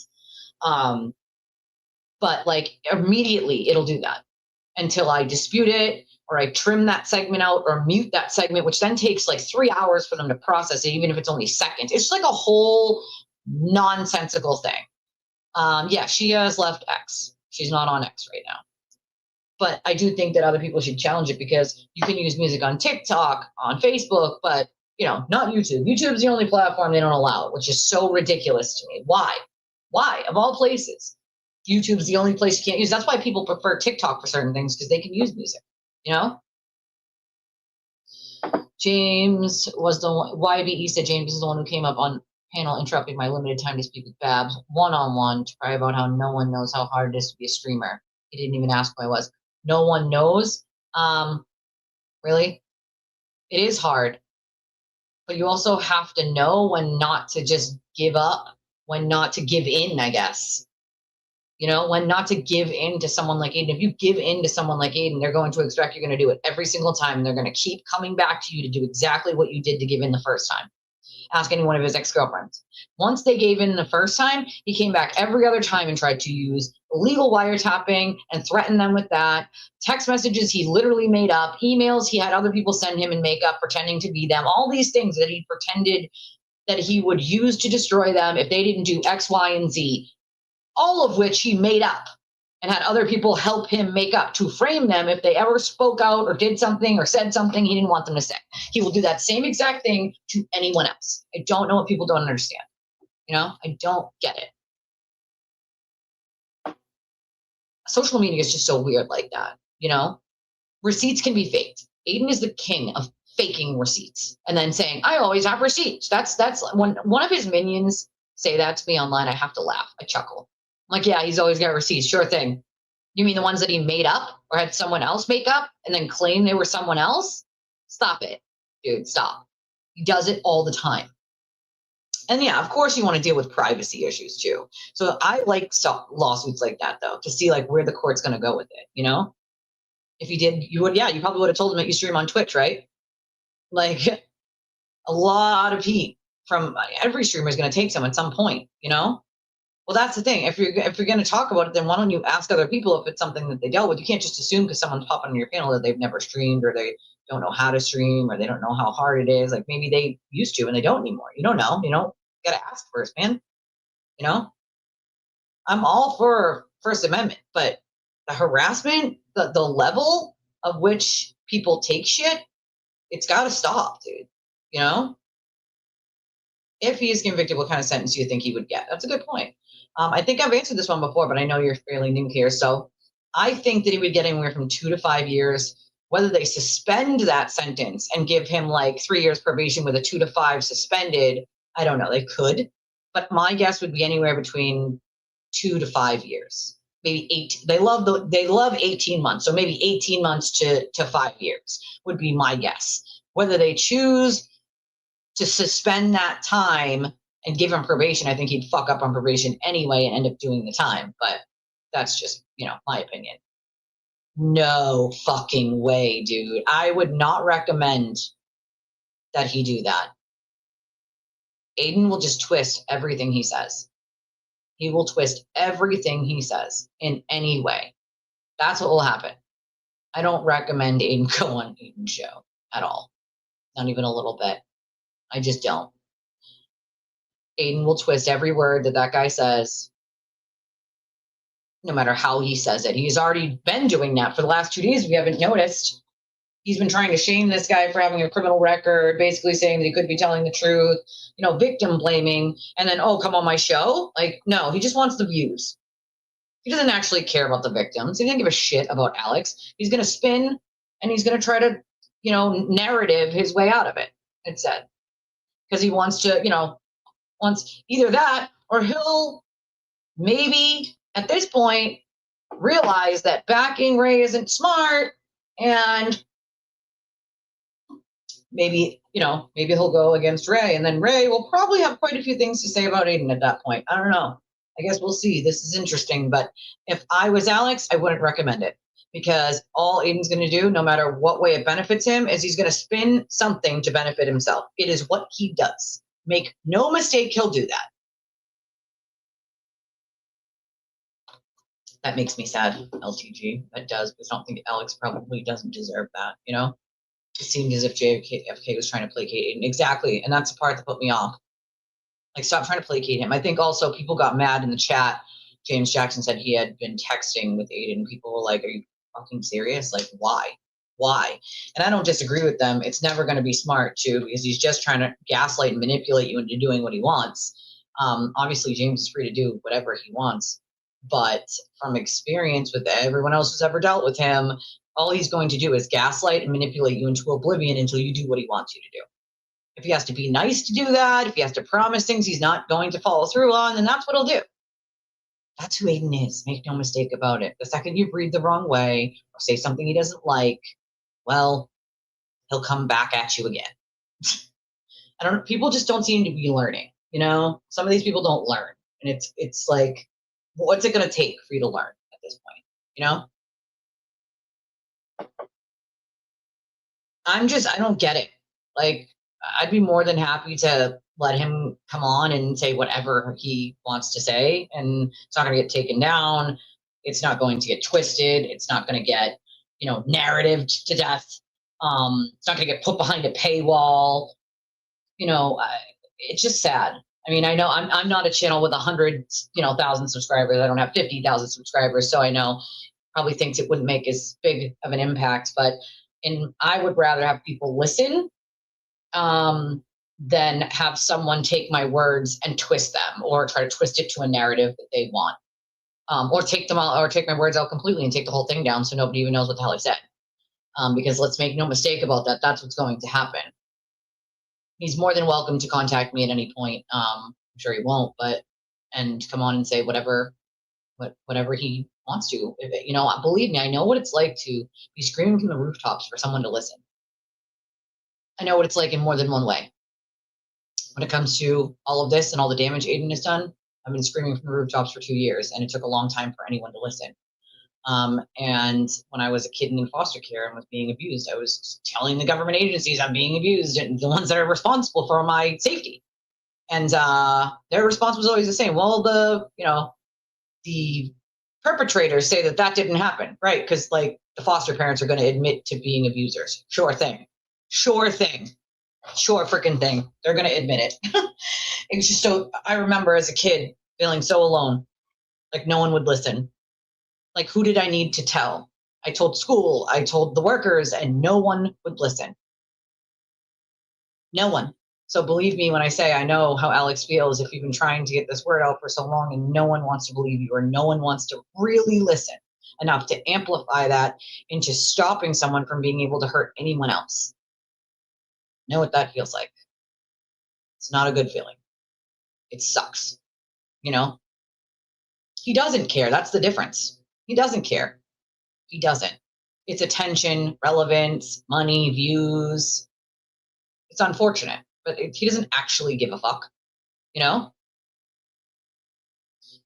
think that's what bothered people, Deidre, is that they thought that he had drawn that line in the sand, but then he backed up that line a few times, and that just didn't sit well with people, which I get. That's horrible. That is horrible. I'm so sorry that you had to deal with that, YVE. That's terrible. Listen, believe me when I tell you I've gotten multiple death threats because I speak out about Aiden. A lot of them over the years. A lot of unhinged individuals, people sending things to my home, all sorts of, if I told you every story of every crazy lunatic who did every insane thing to me, you guys would be like, is this real fucking life? This is why when people say things like, oh, well, it's not real life. Just log off. You can't log off of real life. You can't log off of real life. And if I just give up because of that, then what am I showing other people to do? I'm showing them to do the same thing. Give in or give up when it becomes hard. No, fuck that. No, fuck that. I refuse. I refuse. You know? Well, that's the point that I've been trying to make to a lot of people for a lot of time, YBE, which is take your control back. He can only control you if you fear him. If you're not afraid, he cannot control you. If you simply don't give an actual fuck what he says or does, what his minions say or do, and you just keep pushing forward, there's nothing. The fear is gone. Do not allow the fear to control you. Take your control back. Do not allow someone like him to have it. Fear is but for a fleeting moment. It's a feeling. It's something you can stand up to and get over, right? But so many people have bowed to the fear. Well, I don't need this in my life. I don't want my family to be dragged. I don't want this. I don't want that. And it's like, I agree with all of that. And I understand why people don't. And I respect their, not wanting to. And I respect them just keeping it, cool and just not saying anything. But for the people that want to, don't let him stop you from speaking up. Because the only way this is going to stop, the only way it ends, is if many, many people speak up and stop being silenced by him out of fear. That's the only way. It is literally the only way anything changes. If you allow him to control you with fear, he'll continue doing it for the next 10 years as he's been doing in the last 10 years. You know what I mean? It's sad. Yeah, I don't know. That rubbed me the wrong way where he said, we should just deal with it. As someone who has been, quote, dealing with it, that means something different to everyone. But to Aiden's victims, to me, it felt a little insulting. Being someone who's a victim of having to deal with his bullshit and his rumors and his crap. It's a little insulting to say we should just deal with it, because the level of shit that I've had to already deal with, no one should have to deal with. So no, I don't think anyone should just deal with it, because that is what allowed him to hurt so many more people this last 10 years, was by dealing with it and backing down and remaining silent. And I know that that's not what JFK meant. He didn't mean to insult anyone, but just to me personally, that's how it felt. When you say something like that, that's how it makes me feel, Yes, ma'am. I thought you said to me that you were going to keep an eye out for the links. That's why I also didn't want to bug you on Discord. I haven't really even been checking my own goddamn Discord because I've been so freaking busy, dude. I know that your phone wasn't up and working. So when you said you were going to keep an eye out for the link, I just assumed that you would keep an eye out for the link in the morning time, from anywhere from 12 to 11, 12. Well, that's what he did. He used a quote movement for himself. It was never about a movement. It was about him. It always had been. So that's funny you say the twin flames, because we actually did a stream a while back, probably, before Halloween, maybe way before Halloween, I think. Twin flames versus the Sewer cult. I did an entire stream on how they're very much alike, Yeah, she was the only one here, so I gave her one to help out. She asked if I wanted her to help out, and she was here, so I said, yeah, why not? I'm behind in the comments. Could always use a little extra help here and there. Leah wasn't here yet, so. He is. I agree with you that he is a vagina. He is, I think too many people use the fear thing, It's the fear. Yeah, that is a little weird. Lie detector test. Lie detector test you can't even use in court, because the results can be skewed if someone has anxiety or panic. Just from the test alone, it can say that they're being deceptive even when they're not being deceptive, which is why it's not legal. Why you can't use a lie detector in court is because you can get false positives on being deceptive just by clenching your butt cheeks. And I'm not kidding. I'm dead serious. just by clenching your butt cheeks, like just being anxiety ridden as a person in that chair, or anxiety about the fact that you have all these things strapped to you and it's just weird, right? And you just have anxiety about that. Like that can read as you're being deceptive. I'm not joking. So that's why they're not admissible in court, you know? Ooh, book shopping therapy. I love reading. I was just telling MLF that yesterday. Exact. She did. She had postpartum. Kelsey Fitzsimmons. She had postpartum. That was part of it, which is why I don't think that she should have been taken from her baby. You know. Hey, Julie.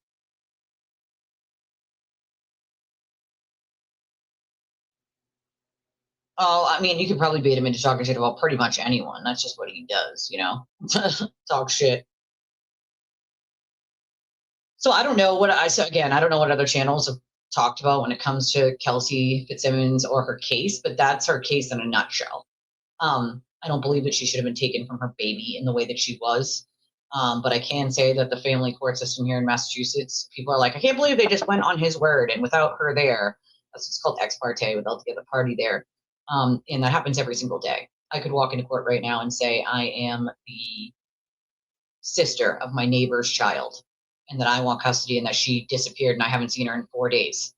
And I've had her child, even though none of that is true. And the court would issue an order for custody, emergency custody, to me, not checking to see if I'm actually the aunt, not checking to see if she actually did disappear, not checking to see if I actually did have the child, but just going on what I said. They will issue that order. It happens every day. And people are like, I can't believe that actually happens. Well, believe it, it happens every single day. So in the way that the family court system works here in Massachusetts, and the way that her baby was taken from her in that custody order is deplorable and disgusting, but it happens every single day. And until we all, again, stand together to change that here and everywhere else across the country, it'll remain the same, unfortunately. It's like a kangaroo court. It's just, it is. And then the restraining order. And, you know, it's up to other people to decide whether the ex is being deceptive or not. I do think there's some weird things about what he had asked for when it comes to her house and money and all these other weird things. But she still pulled a gun with officers in her home. Like that happened. She's not even disputing that happened. She's just disputing that she was going to hurt herself versus hurting them. When you pulled a gun, it doesn't matter. You pulled a gun, you know? I don't think that, you know, postpartum is a joke. I had postpartum with my oldest. So that, yes, I realized it was over 2 decades ago. And I realized that I didn't have the most extreme version of it. I had sort of the lower version of it, which is essentially called like the baby blues. But it can get really bad for people, for women, I should say, because obviously men don't have babies. And it's not a joke. It's not a joke. It's really hard. It's really fucking hard. And there's stigma attached to it. And the worst thing you can do for somebody with postpartum is to take them away from their children. Unless it is literally at that sort of safety issue. The only way that that should happen is if a provable safety issue happens. Not just because this person said so, like a provable safety issue is happening. You know, you can test someone's blood for days afterwards to see if X, Y, or Z is in it. Like, you know, whatever. Scientists, they're supposed to be like safety plans put into place before they do that, right? There was actually a Supreme Court ruling many moons ago here in Massachusetts that before a child is removed from the custody of their parents, they're supposed to show that they tried 3 times to keep them with parents unless there's severe circumstances. And the problem with that is the court interprets severe circumstances or extenuating circumstances in very different ways depending on the judge you get. And so a lot of the judges skip over it and just go, oh, yeah, that one counts. And so it's based on like and the judges aren't held to account if they do something that's illegal or moral or unethical because they're not voted in here. They're appointed. And so if a judge is really bad at their job and they're doing really shitty things, guess what happens here in Massachusetts? Nothing happens because they're appointed and not voted in. And I think that needs to change. They need to be voted in and out, depending on whether they're doing an actual real good job or whether they're just doing whatever the hell they want. And I'll tell you, most of the time, they just do whatever the hell they want. Watched it happen over and over. And I'm specifically right now talking about like family court systems here. Criminal court systems a little bit different, and they have to be more careful because of the people challenge them more. The family court system runs in darkness here. Okay, there's no sort of like oversight or public that can just sit in on all of these things because it revolves around minors. So, in my opinion, it needs to be open to the public. It's not open to the public to just sit in on some of this stuff because it deals with minor children. But I mean, something's got to give, something's got to change in order for it to be fair. It's just simply not. Simply not, you know?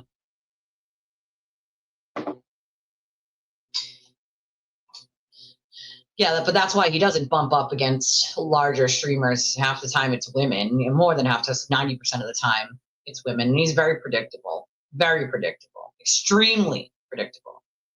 Yeah, so yesterday, I talked to her on the phone yesterday.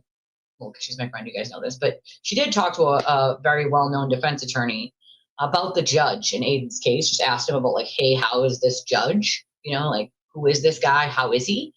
And she was told that he doesn't back down to the bullshit, and this is the best judge that could be on Aiden's case, which was nice to hear. You know, it's nice to hear. Yeah, I agree that Bradle's not a good attorney. I also don't think Bettero's a good attorney either. And I know some of you like Bettero, but that's just my opinion. You don't have to agree with me, but I just think they're both shit attorneys, and their ethics are extremely questionable. Hey, girl. Hey, nice to see you. Nice to see you. Well, that's his problem, is he's more concerned about being a showman, you know? He loves mentioning the Supreme Court and the Constitution, but he has no idea what he's talking about when it comes to it. He cannot give you one Supreme Court decision that happened that has nothing to do with what he's talking about. Like, not one that someone else didn't, like, hand him right here to read. I can name you a bunch of different ones off the top of my head. Like, this is not something he knows about. He doesn't even know what's going on in his own goddamn court case, never mind the Supreme Court or, you know, the Constitution, and that the fact that they're, you know, it's not all, the First Amendment is not like, you can't just do whatever you want just because, like, you have freedom of speech. It's not the way it works. Okay, it's not absolute. It's not absolute.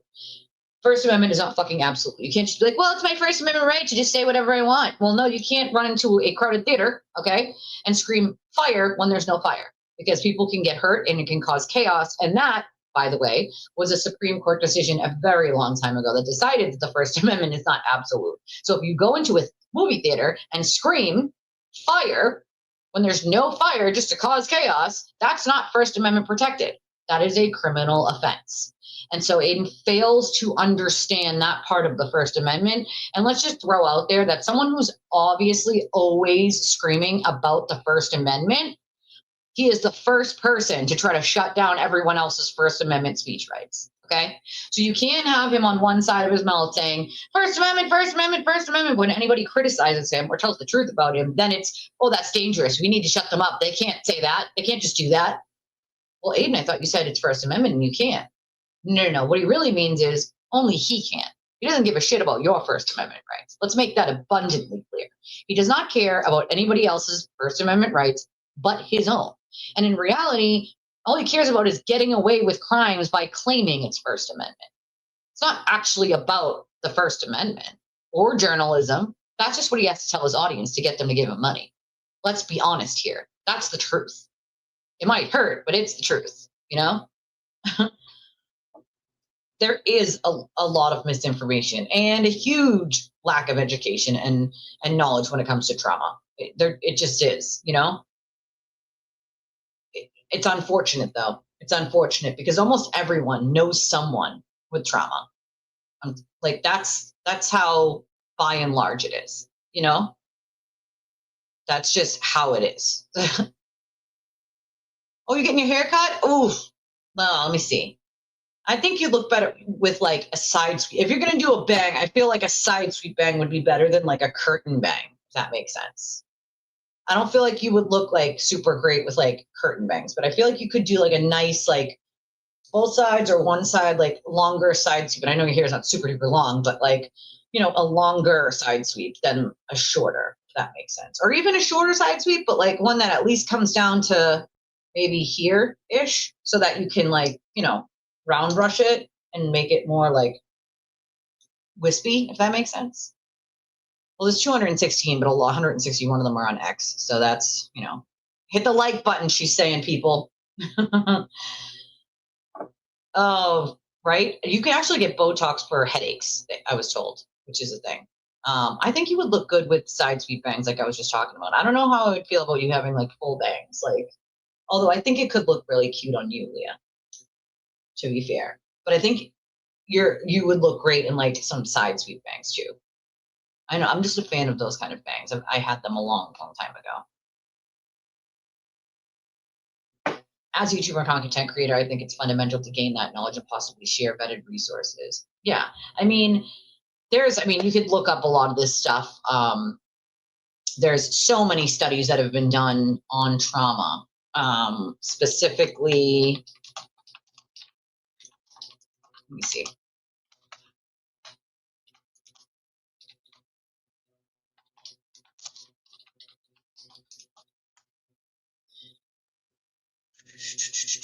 National Center for PTSD. And it's a .gov website, but it's www.ptsd.va.gov. And sexual assault experienced as an adult, PTSD, there's a good article there on that.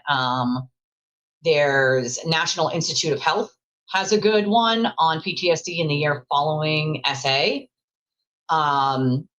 There's one from, it's VA, look, come on. VAWnet.org, the psychological consequences of sexual trauma. That's one. There's a neuroscience of trauma from sexual assault, and that one is on the Cognitive Neuroscience Society. And that's .org. It's the same. It's Cognitive Neuroscience Society.org. And they have an article on that from 2015 about the brain's response to trauma and how complex it is, and human behavior in response to trauma, particularly sexual violence or SA, and that it's not well understood. And they do a fantastic article on it. And then there's one from ScienceDirect.com that does a sexual assault victimization and psychopathology article.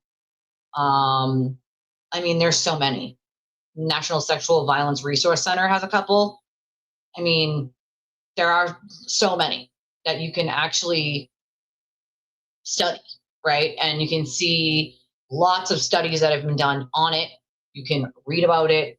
You can educate yourself, I guess, on a lot of these things on your own and understand them.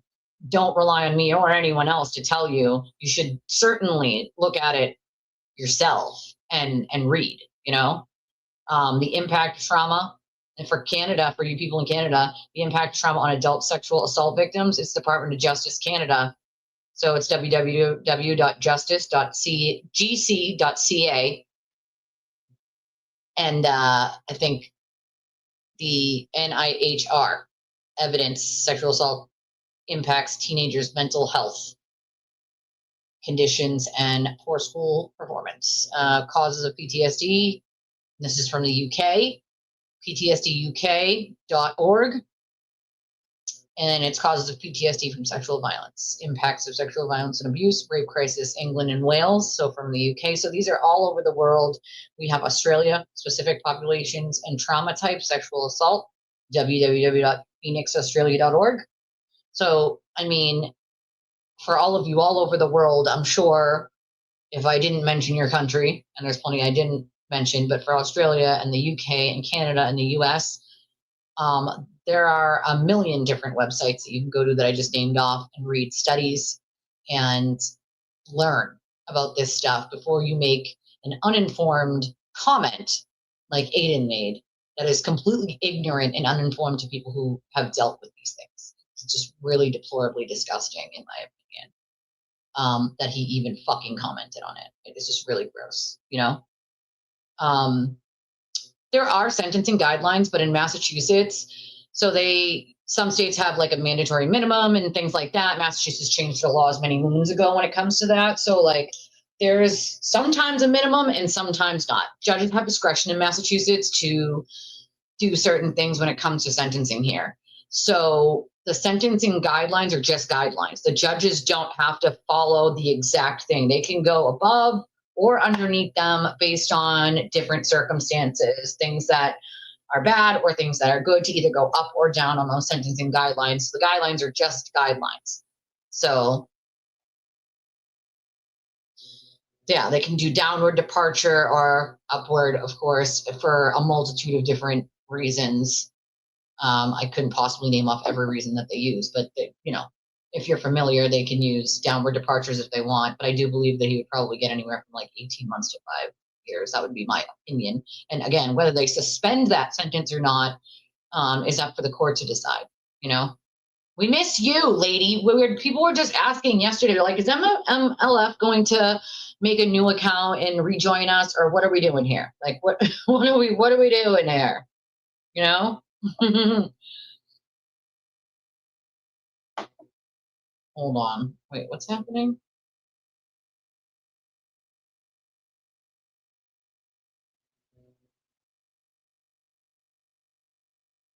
What is happening here? I don't know. Well, there's a lot of people on X. There's 166 people watching from X right now. So, I mean, people are there. But it's also early for some people on the other side of the pond, you know? 2.5 to 10 years. So, I mean, I would guess about 8. Yeah, my guess would be like 18 months to 2 to 10 to 5. 10 is what it carries for each witness intimidation charge. What could lead the judge to go under 2.5? Well, I mean, he technically would be a first-time offender. That could lead him to do a downward departure on it, to say like he doesn't have a prior record, really. So he has no like guilties of anything on his record. Everything is fairly new on his record from all of this, and so the downward departure very well could be suspended sentence because he doesn't have a record. This is like his first big entanglement that isn't civil. Everything else is civil. So, I mean, they could, and I know Massachusetts, we do not opt to give people the max or even the middle on sentencing. Okay. Something that you would get 5 years in Florida, you'd probably get 6 months here. Like, that's how lenient they are here. You know, that's how lenient they are in Massachusetts. Like, that's, I mean, I've lived here my entire life. They're not, I have no doubt in my mind that they're not going to give him 10 years. You know what I mean? At all.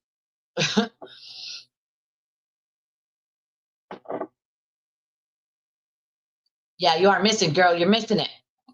You are missing. Oh, you can just text me too and I can fill you in, or call me. Oh, God. Reddit can bring so many rabbit holes, you know? You can. It actually can. Well, that depends. You know, Discord. Mine's public, but you can have a private Discord as well. You can have a locked room. You can do many things with Discord, which is nice. It's nice to be able to like lock a specific room if you want to. I have one that I've never used. I have one locked that I've never actually used. I think I made it originally for like mods and stuff, but I've never used it. The interview is behind a paywall. Of course it is. Of course it is. I wonder if he offered him any money if he was going to put her behind that paywall, right? You know? Who knows? Who fucking knows? I feel like it probably is a trap, you know? If I was Alex, I would be very careful with going on Aiden's channel, of all channels, to talk about this, especially since he's been so close to Ray, you know? Exactly. Is it an interview or an interrogation? Because it's going to be more like an interrogation and him spinning any word that comes out of Alex's mouth, you know?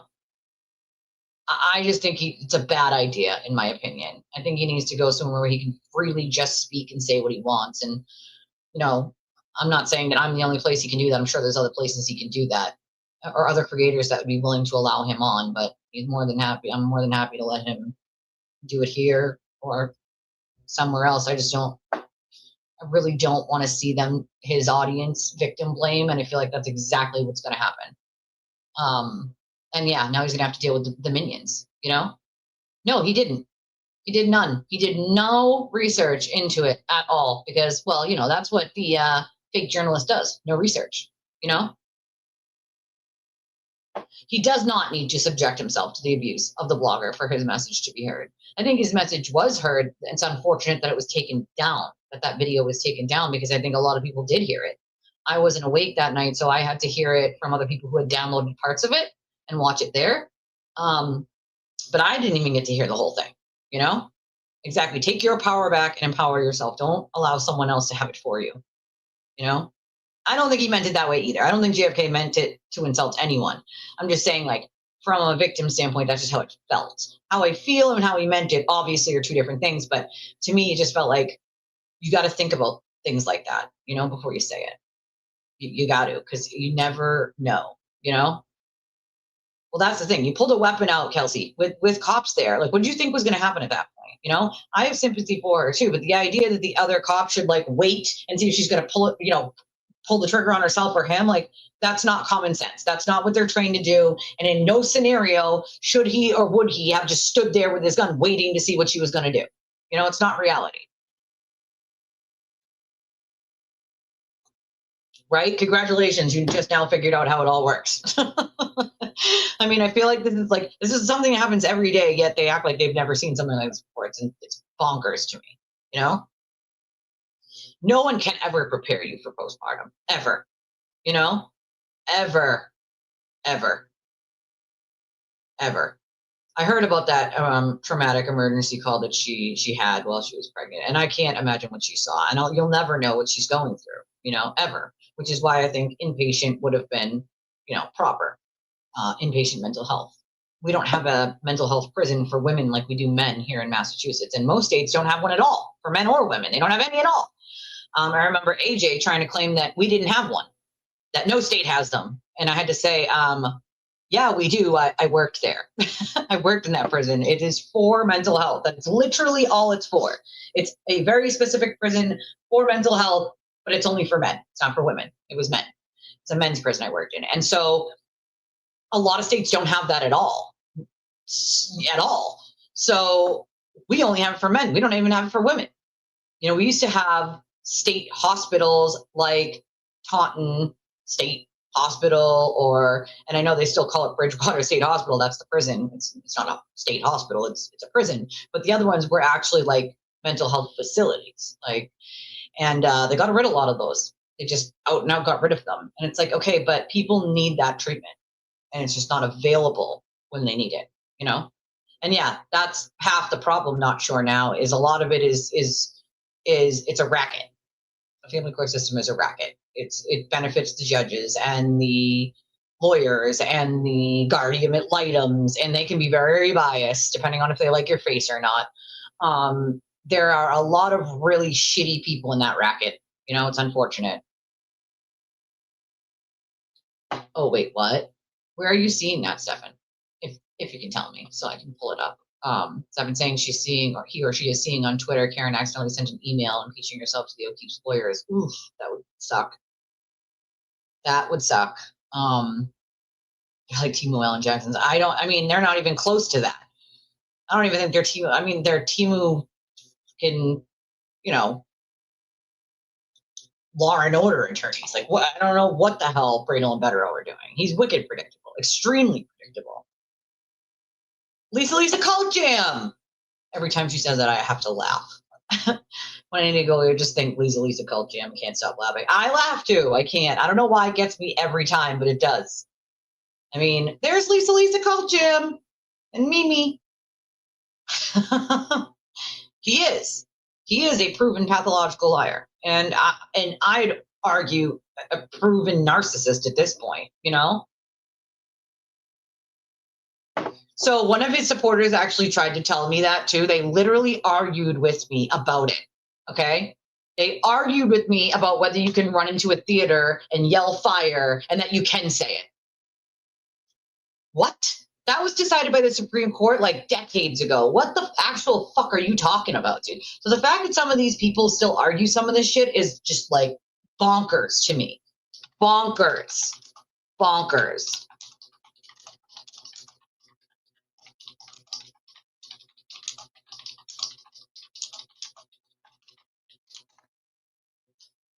Hates criticism. Hates it.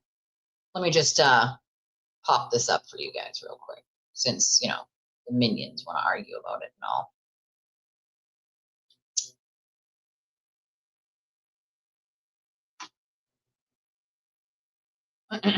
While the phrase yelling fire in a crowded theater is often cited to represent limits on free speech, Falsely doing so to cause panic is not protected by the First Amendment and is likely illegal. If a false alarm causes injury, it could lead to charges like disorderly conduct, disturbing the peace, or inciting panic. The phrase stems from Schneck versus United States 1919, so over 100 years ago, where Justice Oliver Wendell Holmes used it to argue that free speech has limits. The Schneck case was largely overturned in 1969 by Brandenburg versus Ohio. You guys should all know this one, which established that speech can only be suppressed if it's intended to and likely to incite imminent lawless action. While you can shout fire if there's an actual danger, doing so falsely and causing a stampede makes you legally responsible for injuries, not because of a special theater rule, but because of the physical danger created. In short, you can physically shout it, but you will likely face criminal charges or civil liability for the resulting danger. People don't seem to understand. Like they just read something and then take what they want from it instead of what it said. They like hold on to like one phrase or one word and they don't understand the full context of it. It's like, do these people's reading comprehension need to be tested? Like, I just want to know. I think people should have their reading comprehension tested before they're allowed on social media these days. You know? I just think that, you know, I'm just saying, right? Yeah, I think, oh yeah, for TMJ, that was the other thing. Botox and headaches and TMJ. Thank you, Matt, for becoming a member. That's what wound me up with the recent YouTube strikes being thrown around, using the legal system to make anyone shut the fuck up for criticizing. It's disgusting after everything Aiden has done. I fully agree with you, MBM. 100%. 100%. See, your wife gets it for migraines. I get migraines. Not as often as I used to, but oh boy, when I get them, I can't even be in a room with light, sound, nothing. Makes me puke. That's how bad my head is throbbing. I'm puking. It's horrible. I used to get them way more often. I don't anymore, so I don't think I'm at the level of needing it for headaches. But I did hear that it was something that you could get it. Listen, I want it for vanity. Don't get it twisted. I definitely would appreciate some for vanity when I'm starting to see like tiny crow's feet, like just the very tiny, like the starting part of it. I clearly don't have like any serious, you know, besides when I scrunch my forehead a little and you get like a little line right here. But other than that, like I don't have any wrinkles, but I definitely can use some like maybe a little bit of Botox like here, my neck, maybe area to tighten it up a little, pull it back a little, you know, just a little. I don't know. I've never seen the badges until today. Today's the first time I saw the little badge next to the names. I have no idea. No idea. No idea at all. Right? It's your membership badge, maybe. I don't know. I've never seen them before until today. Now I'm seeing them and I'm like, what are these? Maybe, I don't know. People were given memberships yesterday.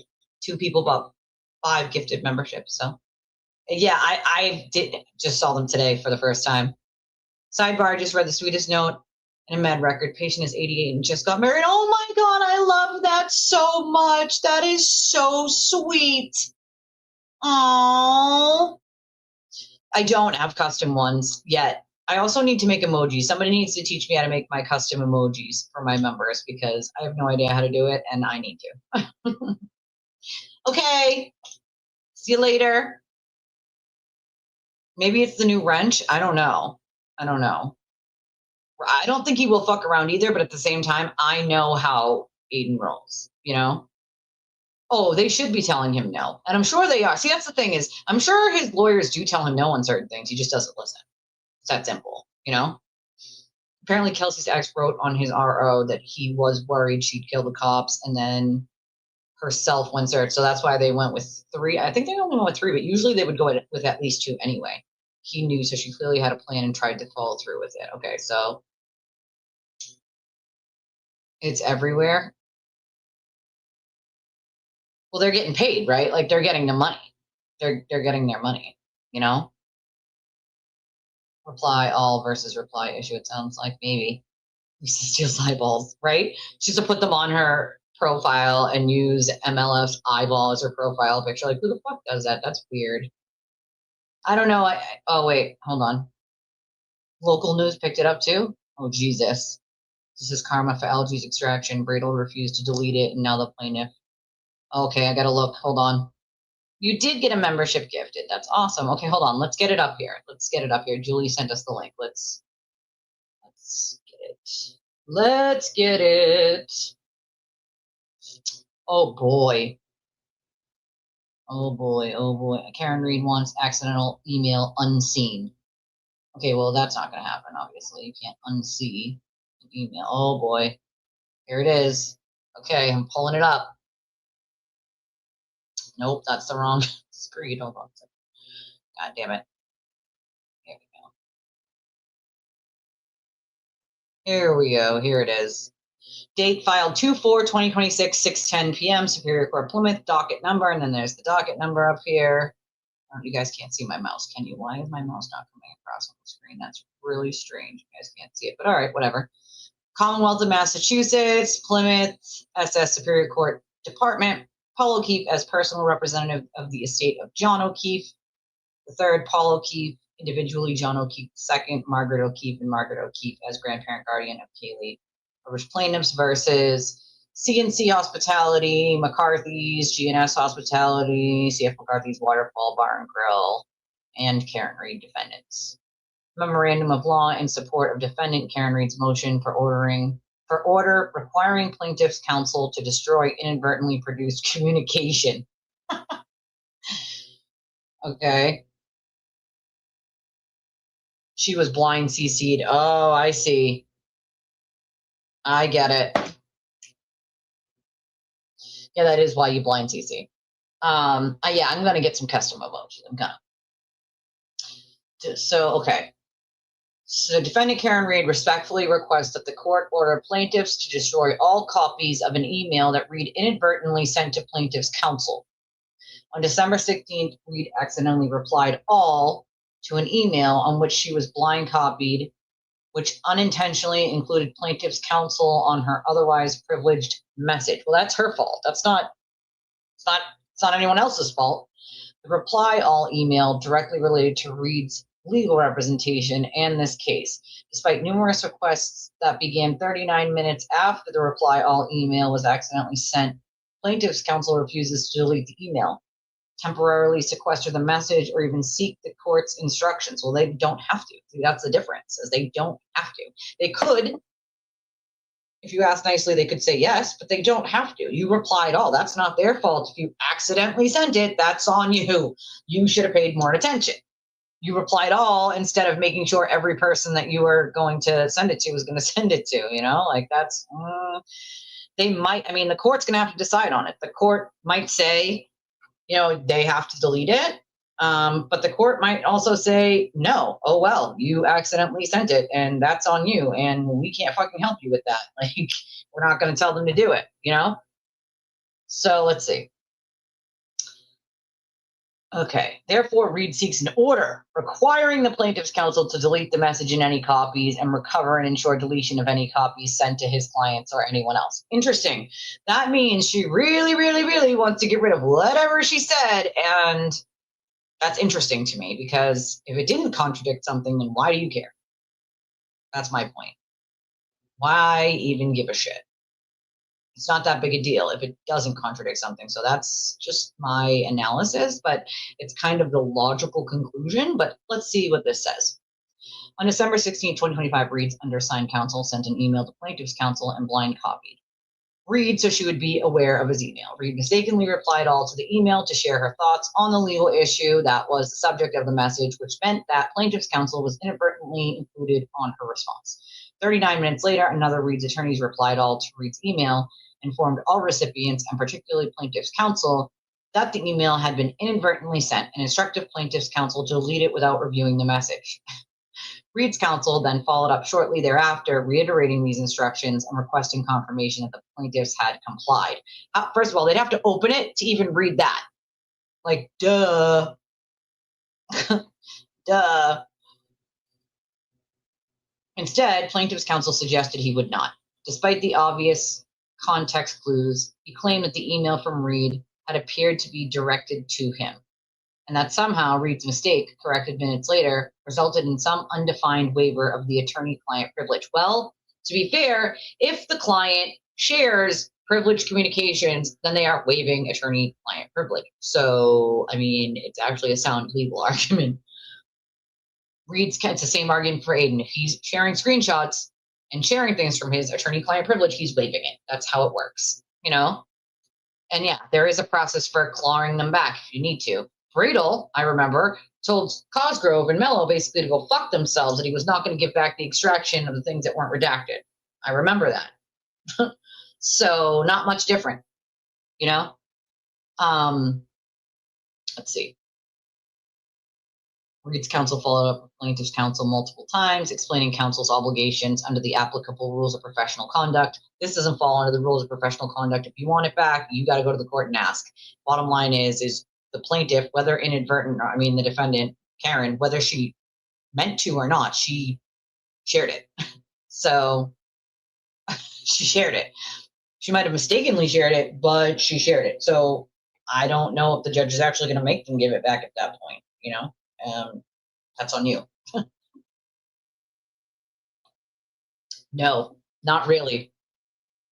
They can argue that there is a difference between doing it on purpose or accidentally, but the argument from the other side is going to say, well, you should have checked to make sure who you were sending it to. And we don't know. The other side is arguing that it was written as if she was speaking to the other side. So they might argue that after she read it or whatever, she didn't like what it said and realized that she said something she didn't want them to have, and then wanted to claw it back after. If it's written in a way that sounds like it could be directed at the other side, then the argument might be that she just wanted to try to claw it back because she didn't like what it said or what she had written, or she realized she wrote something she shouldn't have, you know, afterwards. So I do think there's going to be a good argument about why and how and who it was meant for. But that's going to be up to the judge. I can't really call whether the judge is going to make them delete it or not, because there's a good argument sort of on both sides, depending on what the email itself says. Since I don't know what the email itself says, can't really give a good opinion on what I think the judge would do. If I could see the email itself, then I would be able to give a way better opinion on whether I think the judge would basically tell them to disregard and delete it or not. I can only go on what it says, like here, because it doesn't show us the email. But it says, although most cases regarding inadvertent disclosure involve an attorney accidentally producing in discovery a document that should have been withheld, mass courts have faced this issue before. Specifically in 2010, Judge Fabricant decided that a client who replied all to an email to opposing counsel after being blind copied had not waived the attorney-client privilege. See Generally Charm versus Khan, 2010, September 30, 2010. In that case, Judge Fabricant applied the standard that would apply in the more common scenario.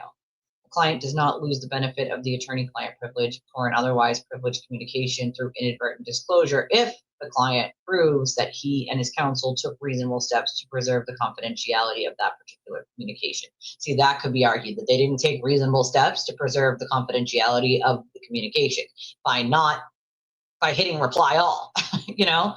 So yeah, it's very much is telling the jury to strike that. So what's going to happen is, even if the judge says, okay, delete it, get rid of it, they still know what she said. So they could find other ways to try to obtain other things that say that. See, that's going to be the problem. That's going to be where she kind of screwed herself, even if they do have to delete that specific email. And again, I don't know what it says, so I couldn't give you more context on that. But, you know, it's very much like telling the jury, strike that. They might not be, quote, allowed to use it to make their decision, but they're going to. They're not going to magically delete it from what they saw or heard. They're going to take it into consideration, period.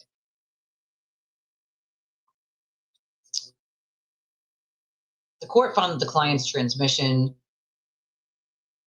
of the communication to opposing counsel was obviously unintended. His mistake was a type that is common and easy to make. Indeed, there may be a few email users who have not on occasion used the reply all function in a manner they later regretted.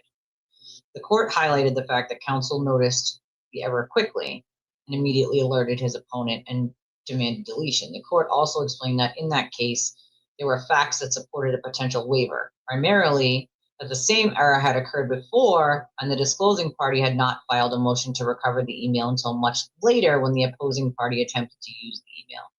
But even with those countervailing facts in that matter, on balance, the court still explained that as a matter of courtesy and recognition of their own vulnerability, lawyers should avoid the temptation to seize opportunities arising from inadvertent disclosures.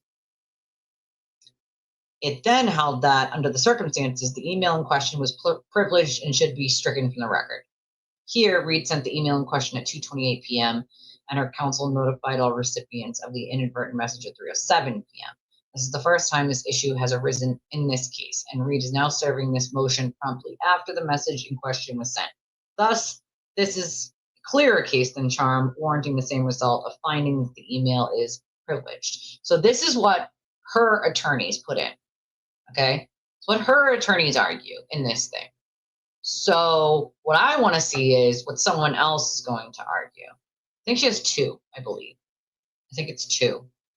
I only blind CC people on certain things. There is a reason to use blind CC, but you really shouldn't be using blind CC unless it is like a secret, unless you're trying to like add someone and you don't want other people to know they're seeing it. Right? So for instance, say for instance, your job is writing all of the workers emails and telling you to do something that's against the law. And they blind CC it from their from their work email to their, I'll tell them to send it to their regular email. Blind CC it to your regular email when you reply. That way that you have all of it. So if they illegally fire you over asking you to do something that is not legal or trying to force you to do something that's not legal, then you have the records. Because if they lock you out of your work email, all your evidence is in your work email. So always blind CC yourself to your personal email. So that once you're locked out of your work email, you still have all of the evidence if you would like to sue them. And that's a scenario where I will tell people to use a blind CC. But I don't think I've ever, other than that, used a blind CC ever. Usually I just like download the file and attach the file and then send it to whoever it is that I'm wanting to send it to. What I'd like to see is what other people, what the other side's going to argue on why they shouldn't have to. We'll see, you know, we shall see. We shall see. So, I mean, there's a lot of shit that is going on, specifically with this like race stuff. And I honestly am feeling a little bad for Alex. I really think it's going to be a disaster to go on Aiden's show because Aiden is such a fucking con man. Wait, their argument posted as well? Where? Where? I don't see it. Where? Where? That's the only one I see, and that's the argument of like her case. I like. Do you mean like their argument is like in what I just read? Like it's in there. Like I want to read like their motion, their answer to this, because this was from the Reed's team. What they wrote. I want to read. I want a whole thing. I'm also going to put the donation information up for the show. So if you'd like to support check my text. If you guys would like to support the show, we would more than appreciate it. For just a small little show here. Oh boy. But if you would like to support the show, there's one of many different ways to do so. We have Cash App, Venmo, PayPal, and then there's a link in chat where you can use any credit or debit card at all. And you can remain anonymous on any of them. Okay, hold on. Yep, hold on. Both of them were posted. Hold on. Let's see the other side of this argument here. Alrighty.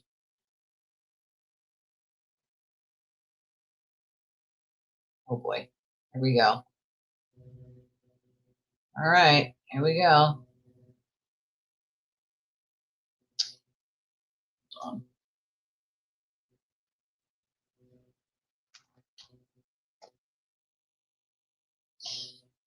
Plaintiff's opposition to defendant Karen Reed's motion for order requiring plaintiff's counsel to destroy inadvertently produced communication.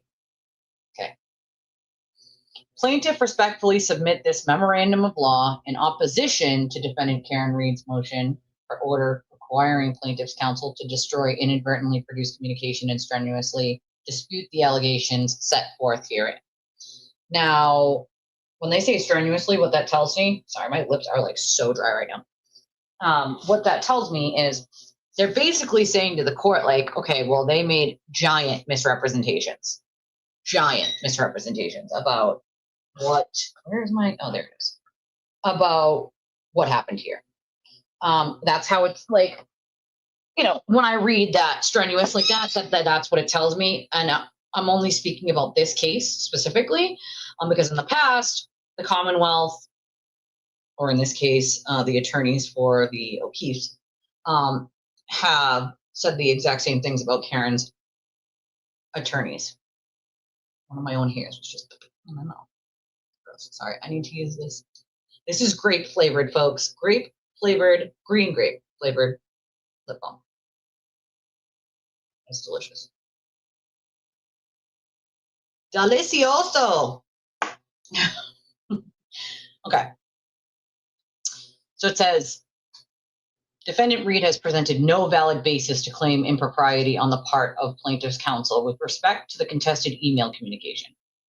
Ms. Reed possesses the burden of proving that the email communication in question is protected by the attorney-client privilege, and that such privilege was properly preserved. Plaintiffs contend that any applicable privilege was relinquished when Ms. Reed responded to opposing counsel, because Reed and her team failed to adequately mitigate the clear and avoidable risk of inadvertently disclosing confidential communication. In addition, even if privilege is deemed to apply, plaintiffs are entitled to retain and to utilize the email communication for impeachment purposes should Ms. Reed provide testimony inconsistent with her prior statements. Relevant background. During a status conference on November 21st, 2025, the parties convened pursuant to Rule 9C at the discretion of this court regarding plaintiff's contention that defendant Reed failed to provide a proper response to plaintiff's interrogatory number 1, seeking the factual basis supporting Reed's third-party culprit defense as required under the rules of discovery. So what they're basically saying is, in this paragraph here, is that she failed to provide a real response to having a factual basis to support a third-party culprit claim. So basically, she didn't provide any evidence or supporting documents that would back up a third-party culprit defense, and like per the rules of discovery. So they're saying basically, like, I don't know how she thinks she's going to do third party if she hasn't given anything to prove that she could use third party in this scenario. So that's what that says. Moving on. On December 15, 2025, plaintiffs filed a motion to compel further answers to, oh God, I need to like blow this up, dude. I can't see shit. And I have my contacts in. I'm just freaking blind. Oh, you back? You back, girl? You back? Okay. Let's see. Oh, I lost my place. Defendant Reed, together with Reed's opposition and plaintiff's reply brief. What? Filed a motion to compel further answers.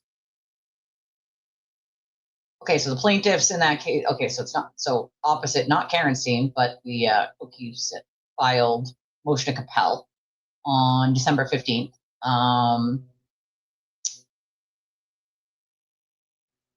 The same day, plaintiff's counsel served Reed's team of attorneys via email with the motion to compel Rule 9A filings, including plaintiff's reply brief. The following day, on December 16th, Reed's counsel responded to plaintiff's email denying the allegations in plaintiff's reply brief and seeking immediate clarification regarding the statement that Reed and her team not only have leaked evidence that now appears inconsistent with the under oath answer signed by Ms. Reed, but also have stated publicly that she has evidence to suggest John O'Keefe was killed inside the house. Unbeknownst to plaintiffs, Reed's counsel apparently blind copied Miss Reed to the subject email chain before sending the response. Oh, I see what happened here. That's their fault. That's the Reed team's fault. They blind copied Karen on communications going back and forth between the Reed attorneys and the O'Keefe attorneys that were speaking to each other. And so the Reed team blind copied Karen onto it to like give her an inside look into what they were talking about instead of just telling her, like, which doesn't usually happen. You know, your attorneys tell you what's going on, but they don't get all technical with it, right? And then they make these, you know, arguments, or they make these concessions with another side for this or for that, or to give this or to give that, or agreements, whatever. Instead, her team blind CC'd her to this. So realistically, if the argument's going to be, well, the Reed team blind CC'd her to it, and then she replied, "Oh, it's not our fault that they blind CC'd her to communications between the two lawyers on the two different sides." Oh, boy. Oh, my God, they do the same thing here. They dress up as old people on the 100th day of school. They do the same thing here. Last year, oh, my God, I'm going to read the rest of this, but last year, my daughter wanted to like bring a cane, and we didn't have a cane, but we had a hockey stick. So we used the hockey stick, and then we like made it look like a cane. And when she was leaving the house, she was like trying to like pretend she was an old person, and she was like leaning on it, and she was like, "Oh, my back, oh, my back." And I was like, "All right, well, calm down." And she was like, "My name is Carol." So now her old person persona is Carol. That's so on the 100th day of school every year, Carol comes back to hang out with us. Like that's what she named herself last year for the 100th day of school.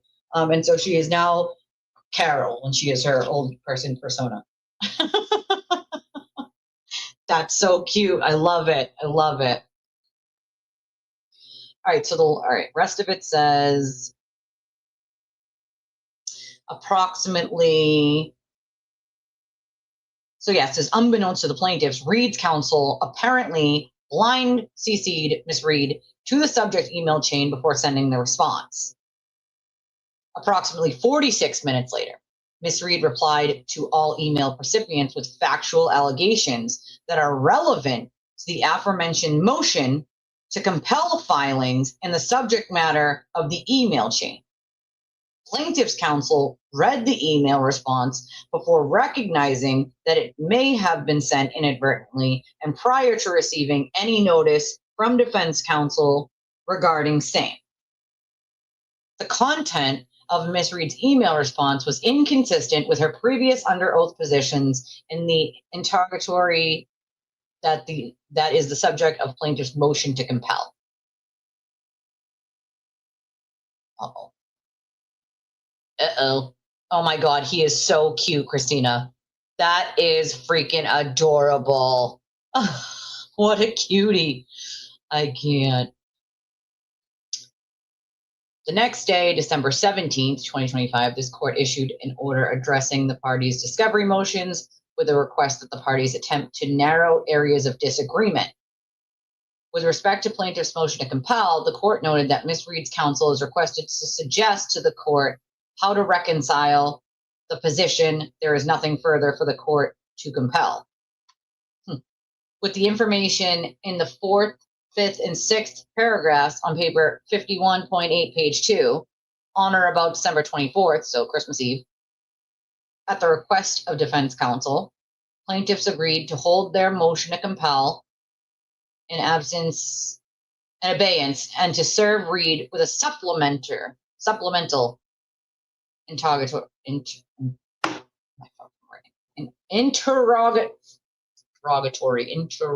Oh my God. For the love of God, we can use regular words. Interrogatory.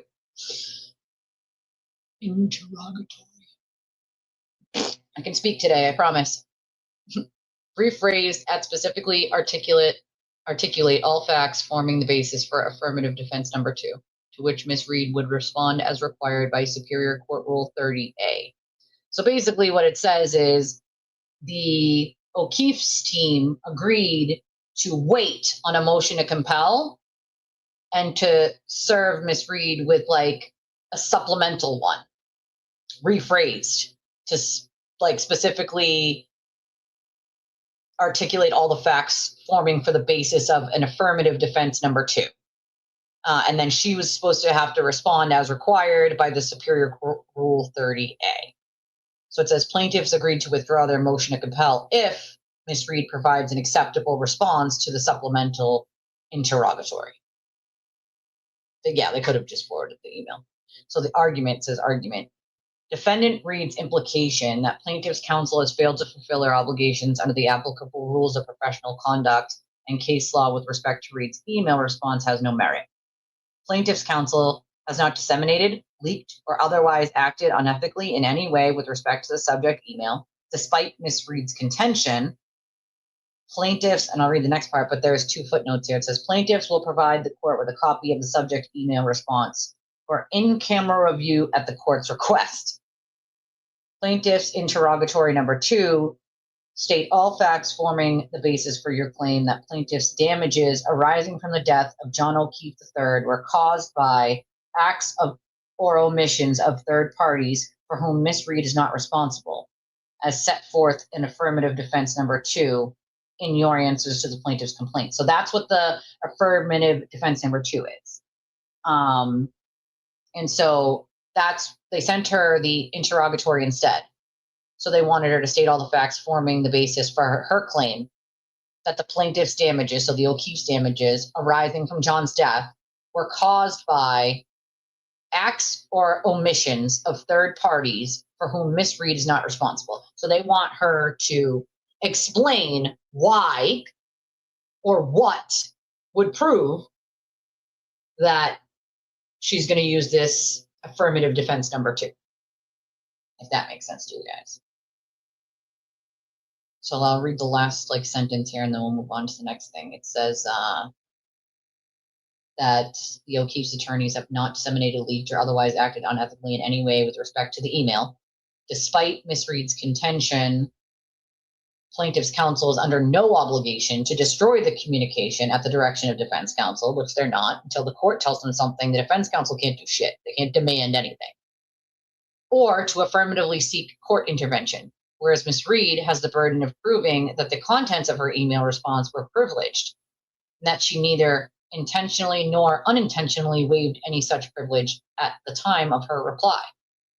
Furthermore, even if this court finds that Ms. Reed did not waive any privilege, plaintiffs are permitted to retain and to use the subject communication to impeach Ms. Reed in the event she provides under oath statements inconsistent with her statements in the email.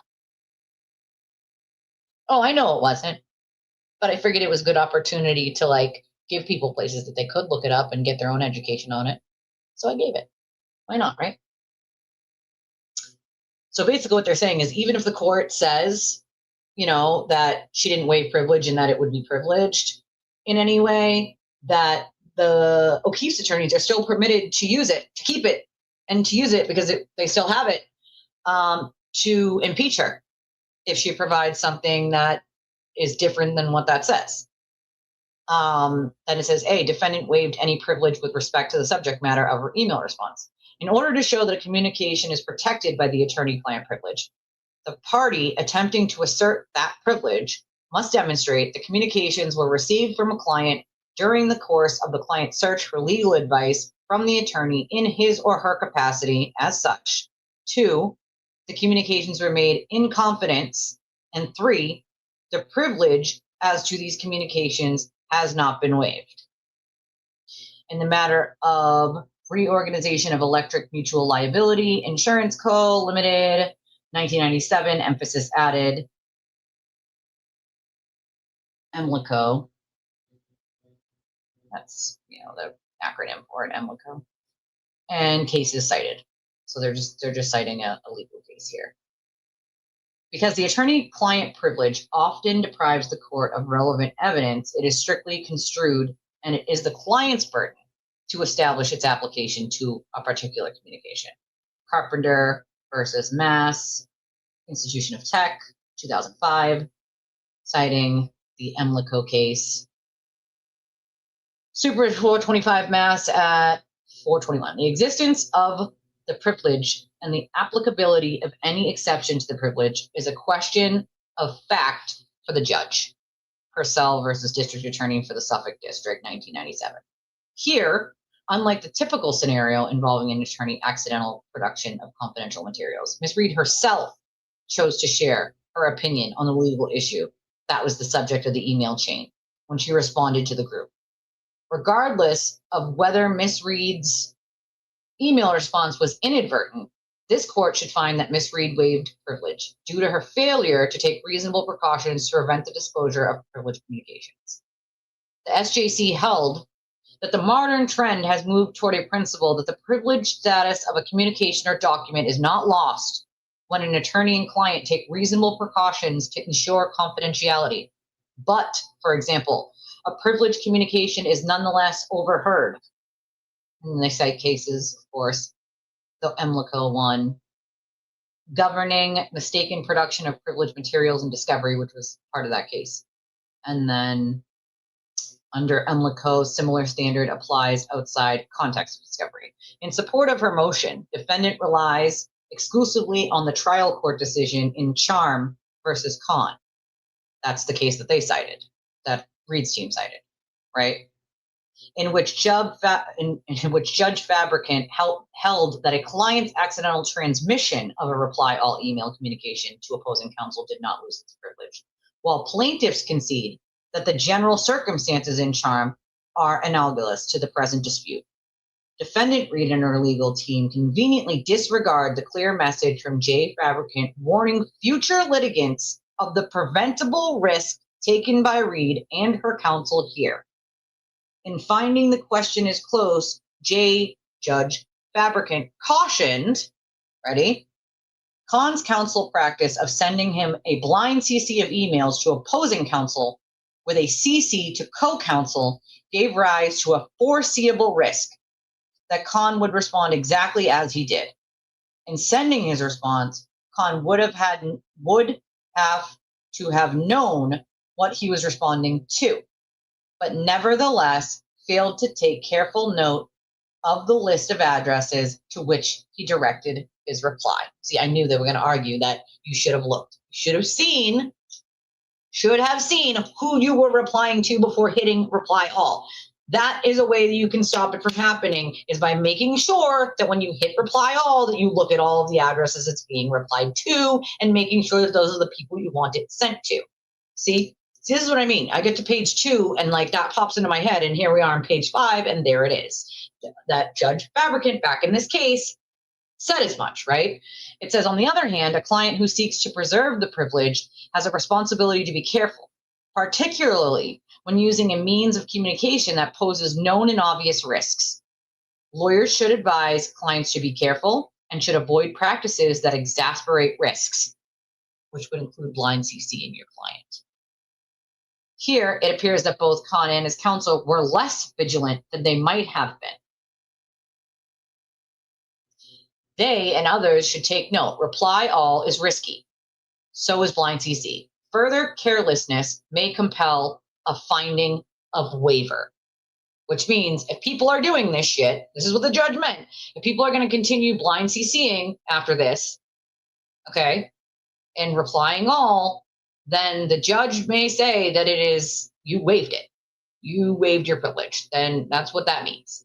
Further carelessness may compel a finding of waiver, which means after this case happened, if it keeps happening, the court absolutely can then say, okay, this person wasn't making sure that they weren't sending it to people they weren't supposed to, so communications, the privilege is waived. It is waived. Okay? 3 molars, geez. You know, there's always precedent for something, but when there isn't, I find those ones even more exciting, you know, because it's rare that there isn't a legal precedent for something. at least some of it, right? And so when there's no legal precedent for something, I get so excited because I'm like, ooh, what are the implications? You know, like the implications of doing this are this, the implications of the court doing this are this. Like, and you have to think about, okay, well, if the court does this, then those implications to what that means legally could be very dangerous. So it's not likely that they'll do this, right? Like I love weighing the options of, but this clearly has a precedent, right? So here, the precautions taken by Reed and her team to ensure confidentiality of communications were careless, not reasonable. In all likelihood, by her own direction and or by recommendation of counsel, Ms. Reed has been blind copied on all email communications with opposing counsel since the outset of this lawsuit. As cautioned by Judge Fabricant, this practice exasperated the known and obvious risk of broadcasting privileged communications to opposing counsel. Plaintiffs do not suggest that Ms. Reed should be kept in the dark concerning developments in this case. However, the foreseeable risk which occurred here could have been easily avoided. For example, defense counsel could have simply forwarded the email communication with opposing counsel to Ms. Reed's attention. No shit. Then it cites Managing Client Relationships, Section 10.3.2, the Attorney-Client Privilege and Confidentiality, Massachusetts BBO. Lawyer Joseph S. Berman, Esquire. When a lawyer includes the client on emails with opposing counsel, the client replies to all, and the other counsel sees the message. An argument could be made that the privilege is now waived for all purposes. Yep. Under the circumstances here, including but not limited to Judge Fabricant's warning to future litigants, this court should find that Ms. Reed waived any privilege with respect to the subject matter of her December 16, 2025 email communication. See Texaco, Puerto Rico, Incorporated versus Department of Consumer Affairs, circa 1995. Waiver of attorney-client privilege premised on inadvertent disclosure will be deemed to encompass all other such communications on the same subject. B. Even if Ms. Reed did not waive privilege, plaintiffs are entitled to use the subject email for impeachment purposes. Okay. Even if this court determines that Ms. Reed's email communication was inadvertent and that she took such precautions sufficient to preserve privilege, the plaintiffs are entitled to retain and to use the subject communication to impeach Ms. Reed in the event she testifies or answers under oath inconsistent with her statements in the email. In VigorWorks LLC versus Skanska, Massacre Lexus 15, February 12, 2019, the court held that while a party's inadvertent disclosure of a privileged communication did not amount to a waiver under the circumstances, such finding did not preclude use of the communication by opposing counsel in the future to assess credibility.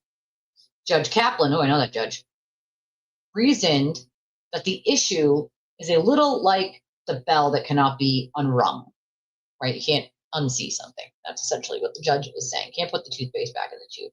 No witness ought to testify in a manner that is inconsistent with the information communicated in the email. As with statements suppressed because they were obtained in violation of a defendant's constitutional rights, they may still be used to assess the defendant's credibility if he testifies at trial in contradiction of those suppressed statements. Citing Commonwealth versus Monkey, 1975. Similarly, in Mira Inc. versus O'Brien, October 3rd, 2003, the court held that an inadvertently disclosed privilege letter could still be used for impeachment purposes under certain conditions.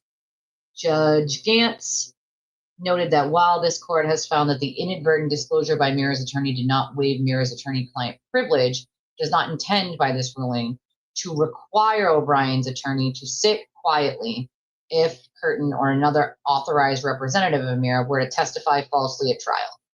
Citing Harris v. New York, 1971, J. Gantz further stated, to permit the trial judge to resolve this controversy promptly and accurately, this court shall permit O'Brien's attorney to retain the privileged letter that was inadvertently disclosed as long as access is limited only to those attorneys who have already read it.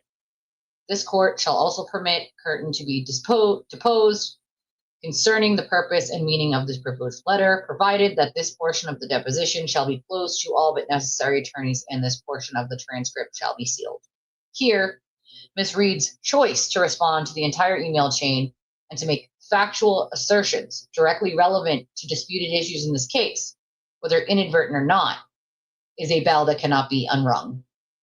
Consistent with the above rulings, the plaintiff should be permitted to retain Reed's subject email communications for use at trial, and further to depose Ms. Reed concerning the purpose and meaning of the subject email communications with any such conditions as the court deems necessary. Requested relief. Wherefore, for the foregoing reasons, the plaintiffs respectfully request that defendant Reed's motion be denied.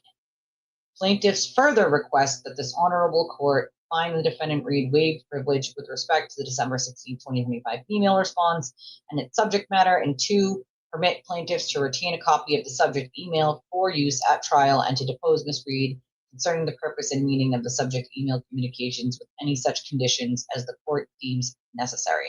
The plaintiffs respectfully request a hearing on this matter. So, okay, my best guess now that I have read all of this is that if the court decides that it is privileged, right, that it's privileged communications, I do fully believe that even if they say, hey, it's privileged, they're absolutely still going to allow them to keep a copy and use it for impeachment purposes. That is my opinion, based on what I'm reading, from the court paperwork. That's my best guess from what we're being told here. I wish I knew what was in the email, because then I could speak more about it. I can't. But from what it sounds like to me is there's an issue there, There's an issue there about something that they disagree on, or that was said differently in the criminal case or in the filings for the civil case. So I think what's going to happen is probably they'll say that it was privileged communications and it was inadvertent, but they will allow them to retain it and use it for impeachment purposes and for questioning under a deposition. That's just my opinion, obviously. Yeah, there's nothing absolute except we'll die one day. It is precious and sacred. You took a long napski, folks? Took a napski? Listen, I'm a fan of naps. Haven't had one in a while, but I'm a fan of naps, I like to have a nap once in a while. Geez, I mean, there is a lot of stuff just like happening all day right now, like today. I mean, the amount of things that oh man, hold on. Oh boy. I don't know why some of y'all poke the koala. I don't know why y'all poke the koala. I don't know why y'all poke the koala. It's your own fault, right? When you poke the koala and you get the result that you get, don't complain. When you hide behind fake accounts and you smear and you insult and you're just nasty as a human being, you go after people's children, people's families. Don't be surprised when your face and name pop up and people are like, whoa, we found who is behind this account. This is who it is. That's on you, dude. People use, burner accounts or sock accounts as a way to read things, as a way to give their opinions, but not give away where they work or what they, because of where they work, or maybe they might work for the government. They want to make opinions on how much the government sucks. You never know, right? And I think in those scenarios, it's acceptable, right? Or you make a sock account because you don't want, people like Aiden's minions coming after you. But when you make a sock account and your sole reason for making those sock accounts is to insult, harass, intimidate, try to silence people on behalf of a sewer turtle, then I don't want to hear you complain when people find out your real name and your real face. And I find it funny that a lot of these people say the same things about me or Chris or the girls. You're fat, you're ugly, you're this, you're that. And I have to, you're stupid. And it's you say the same 4 things. Not fat, not ugly, not stupid. So I just chuckle at all of those things. But then they, say it to other people. And then you get their pictures. And it's you were making a judgment on someone else? You're making a judgment on someone else. What? Listen, I wouldn't make a judgment on someone's looks. People can go up and down in weight. I know I have based on my medications. I was always tiny, about 125, 135 pounds, unless I was pregnant. I am at least 25, 30 pounds over that weight because of my medications. And I have medications for things like my actual like insides, my heart, my liver, things that I never had a problem with prior to having COVID. And so when people want to jump on people for their looks, hiding behind fake accounts, like if you're going to do it, say it with your name, say it with your chest. I'm going to do it. I'm going to say that shit with my chest. I don't need to make 17 fake accounts, Aiden, to say what I want to say. I'm not a pussy and I'm not a vagina. I don't have sand in my vagina. If I need to fucking say some shit, I'm going to fucking say some shit. And I'm going to say it with my goddamn name, with my chest, right? But when you hide behind fake accounts, just come after people, Jimmy, and you're obsessed with people like Aiden and Jimmy, don't fucking be surprised. Don't cry and whine and bitch and moan when you're talking about people's children and their families and you're calling their jobs and you're calling their spouses and you're emailing and DMing their family members from these fake accounts. When those fake accounts are revealed to the world for who they are, don't cry about it, dude. You did it to yourself at that point. You did it to your fucking self. I don't want to hear you whine and bitch about it. Stop poking the koala, man. All right? You don't want to deal with the consequences. Don't poke the koala. Don't do it. Stop doing it. Don't take the bamboo of the eucalyptus. Don't take it from the koala. It's like taking eucalyptus and just putting it in the koala's face and pulling it back every 5 seconds. You want to torture koala? I don't know what to tell you. Like, I don't know. Breaking into Henry's account, name accounts, aka Karen, because it's not pertinent. I feel like the focus right now is really on stopping Aiden from hurting anyone else, you know, from making any more victims. I don't know. It's a good question, right? No one stays anonymous forever. But if you're going to bully people, like Lisa used the word bully, thank you. If you're going to bully people, then when you are revealed for who you are, don't fucking cry about it.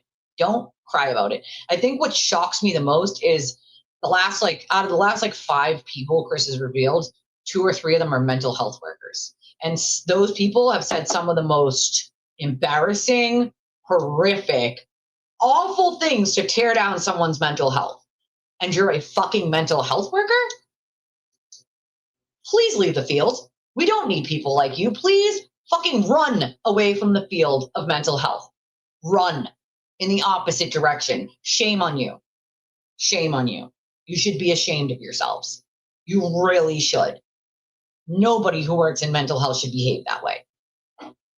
Bullying online is still bullying. Like, we have teenagers out there killing themselves over people their classmates bullying them online. And here you are, a grown-ass fucking adult working in mental health, embarrassing your entire profession and everybody who works in the field. Shame on you. Shame the fuck on you. You know, shame on you. That's a good question, though, J Books. I don't know. There are a couple things that make me think that person might be close to her, but I don't know. There's a couple times when I've been like, could it be? Maybe. There's one thing that I notice about that account, which is they will happily, and I get it, they don't agree with me on Karen's case, which is totally fine. We don't have to agree on the case, right? We don't have to. But what I did notice is they will give praise to like LTL or Mike, which is fine, about calling out Aiden. But they won't give that same praise to anybody who doesn't agree with them in Karen's case. So that's one of the tells on that account, where they don't really interact a ton with those of us who don't agree with them on Karen's case, or give credit for something that we're all like, even though like Mike and Brian might believe something different on Karen's case than I do, I can respect the fact that they stood up, right? Even if it took a long time to do, they at least said something. Most people say nothing and never say anything and just, you know, ever. They never call it out. So at least they did, you know, at least they did. And so I can definitely give credit where it's due to people I don't even like. You know what I'm saying? Like, there's other people I don't even like, and I like Mike and I like Brian, but like, I mean, people I don't even like that I will give credit to for doing something because it's the right thing to do. They did it, so there's the credit, right? Like, that's deserved. But I noticed with that account that there's a lot of just disengagement. It's not like they're rude. They're not rude or ignorant to me or anything like that. But I just noticed that they're very quick to not say like, oh, well, I heard that today on Twisted Stream, or I saw that today on this anti-person's feed, right? Even if they were the first person to talk about it, even if they were the one who brought it out 6 months ago, even if that's the reason why you're talking about it and putting it on your timeline now, right? Is that they don't really engage on that level. And so for me, that's a little bit of a tell, like, is it her? Would that be the reason? You know, is it just someone real close to her? A lot of the things that account says, though, are things that I know myself. Like, for instance, that Karen doesn't like Aiden. We all know that. That's not a secret, right? We all know Karen doesn't like Aiden, and I don't have to know Karen to know that. Like, all the things that he does to regular people and all the things I know that he did behind closed doors when it came to her and her case in general, the way he tried to control her, the story, and every aspect of it, like, it's common sense. Who the fuck who would like someone who is illegally wiretapping you and trying to use it as blackmail? Let's be real here, okay? But there are some times when I'm like, maybe it is her, and there are some times I'm like, maybe not, you know? I don't know. I don't know. I mean, they've never been nasty or rude to me or anything like that, but I don't know. I mean, yes, you never really know. But to answer your question, Christina, I just don't think it's pertinent for him to try to figure out who that account is, because it's not someone who's like really harming people. I think the focus is more on people like Aiden who are actively harming people, you know? No, a lot of them don't have X. I think Chris, and I think that's it.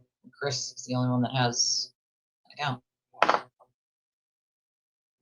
So that's my point. If they engage in that kind of behavior, they should absolutely, in my opinion, lose their licenses. If you're engaging, how can you be with a client and talk to that client about what they feel about this very behavior with like a narcissist? Say they had a narcissistic parent growing up.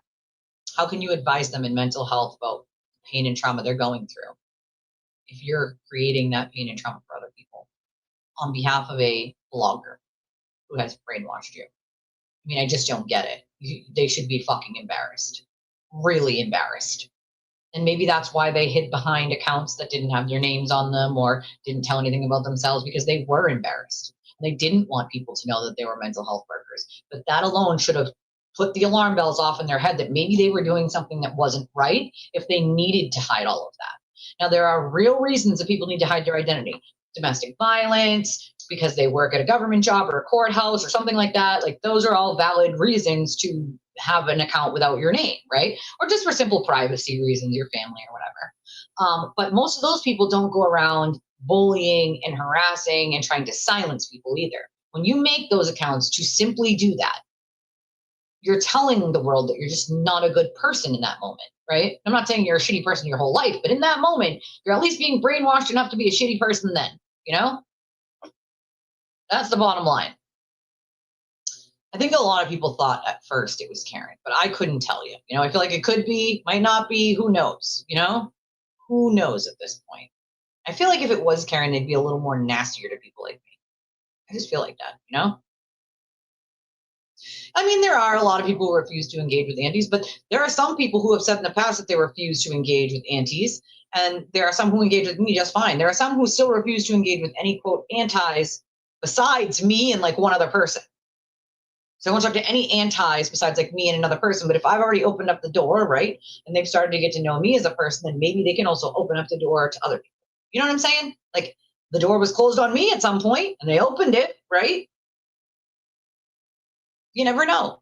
Things change. Information changes, people change, you know? That's what I feel like. Maybe someone she knows, you know? No, he has one. Just one. He has, oh, you mean has he found more accounts? Oh, yeah. He finds new accounts like every day. Like every day.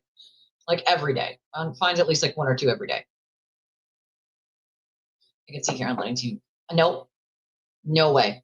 No chance. I don't think there's a chance in hell. I mean, I know that he clearly has been looking like he's like angling towards it, but I mean, anybody who's this smart, even this smart, after he legally wiretaps you and tries to control your entire life for 2 trials, you think, I don't know. I don't think, I mean, if she was even this smart, even a little bit smart, no one would go anywhere near him. But again, I've seen crazier. As you said, Shannon, we've seen, nothing surprises me at this point because we've seen people do it, right? Like get trashed by him and then run back to him because they want him to stop. And that's why it's fear. And because he'll stop if you run back and give him something that he wants, then he'll leave you alone. And so that's why people do it. And it's like, fuck him. Fuck him. You know? Aw. There are lots of nuggets. You're a nugget too. You know? Yeah, I use the block button a lot. You definitely have to use that block button. Don't be afraid to use it. People will be like, oh, look, I was blocked. Ha, ha, ha. There. No, I blocked you because of my mental health. I don't need to deal with dumbass people and argue with stupid-ass people every day. I don't. And I certainly don't need to just argue with nasty people. So I just block them. I've also unblocked a very large chunk of people where someone else has come to me and been like, hey, can you unblock my friend so-and-so? They want to like your stuff and they can't. Or, hey, can you unblock my family member so-and-so? They agree that they probably, and then what happens is that person will message me and be like, I probably said some shitty things about you in the past and I just want to apologize. And I don't know why I just believed Aiden out of nowhere. And I now see like the error of how I was just buying what he was selling and I'm sorry, right? And so like, I can say water under the bridge. I can say, cool, water under the bridge, no problem. Because life's fucking short. Wow. You know what I mean? Like if they're willing to apologize, right? Like why did my phone just shut itself off? That was weird. It just shut itself off. Okay, cool. That's cool. How you doing, phone? Why? You've been plugged in this whole time, but you shut yourself off. That's interesting. What in the hell? We're not turning back on? No, we're not doing that? What is happening? Oh, okay, we are. I don't know what just happened. There's a ghost in my phone right now, guys. I don't know. It says it's charging. I don't know why it would be charging. It's been charging this entire time. So like I'm confused here on what exactly is like when it's plugged in. Like I don't fly? Bueller? What's going on? What is going on? Well, that's the thing. Are they is Judge Krupp gonna give the phones or not? Judge Krupp still is sitting on that motion. Like, is he gonna give it or is he not gonna give it? Like, what's he gonna do with it? You know?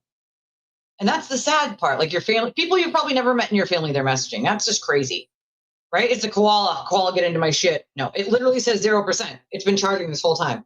Like that's like what? Hello? Like fly?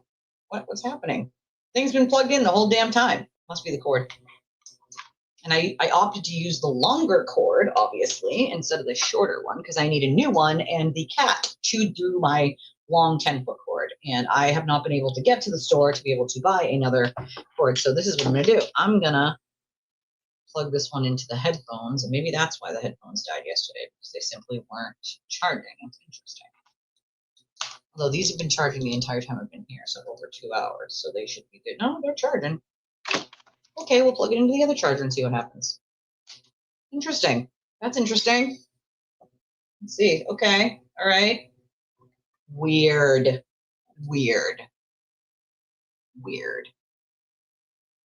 Can't be the koala. I'm on the koala's team. I'm one of the girls. Koala, get out of my phone. God damn it, Chris. I'm a nugget. You're a nugget. She's a nugget. Hey. When I get really excited about something, even something silly, like say for instance, my husband brings me home like one of my favorite snacks, and I'm not a snacker, so there's not a lot of snacks that I like. He'll hand it to me and I'll just stuck them. And he just sings the song for me. He'll go, you got the chips, you got the chips, you got the chips, hey. Because that's the song. That's what it goes with. When I get, like, I got ice cream, I got ice cream, I got ice cream, hey. FOMO. Did you make a new one though? Did you make a new Twitter after yours got? A lot of people got hacked. I kept getting this one link, and this is how it was happening. People were they were getting hacked, and they were sending links to people they were like following or had interacted with before. And the people were like, vote for me on this, this, and this, and the people were clicking on it. And then that's how the hacker got into your account, is when you clicked on it. And so I saw it come from, I think it was Missy's account. and it was like, vote for me, blah, blah, blah. And this was one day after someone else sent it, but I never clicked on the link. And then I realized, oh shit, she's been hacked at this point. And so I didn't respond to that. So if you get a link and someone's like, hey, vote for me, blah, blah, blah, on this thing, don't fucking click on it. Don't click on it. Do not goddamn click on it. Right? Like, I don't know. It's like, and now it's on 1%, but at least I can turn it back on. Like, what is happening? Like, I don't, it was plugged in the entire time. Like, what in the actual fucky fuck is going on here? And I haven't checked, I check donations on like my email or on my phone. And since my phone is not working, I guess I will check my email to see. I don't see anything though. I like to be able to like say thank you, and usually I use my phone to do that. That's why I always have my phone so that I can see. I see yours from earlier, Deidre. Now let me check one thing here. Now my phone's going nuts. I just turned it on. It's like, all right, let's see.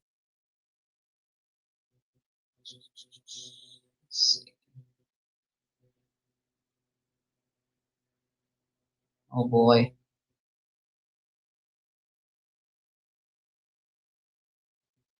Oh boy.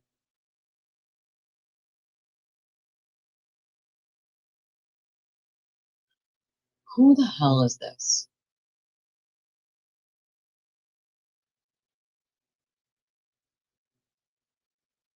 Oh, wow. So this random account is accusing Nan of what now? The stream I saw last night shows that the Karen Reed team has consistently supported the very people who have threatened others. They have not only excused it by staying silent, but have encouraged it by still posting Lofberio's name as an upcoming guest. What? What? McFly? What? What the fuck? What? No, what in the actual fuck? Do these people really believe this shit? Like, what?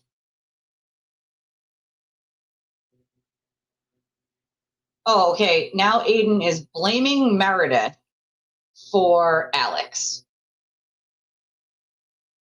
He called Alex the crusty equivalent to Aiden. Okay? Someone who's been coming at him online for years, happy to turn serious allegations into YouTube content. He was sought out by my ex-girlfriend who was hell-bent on destroying anyone who supports me.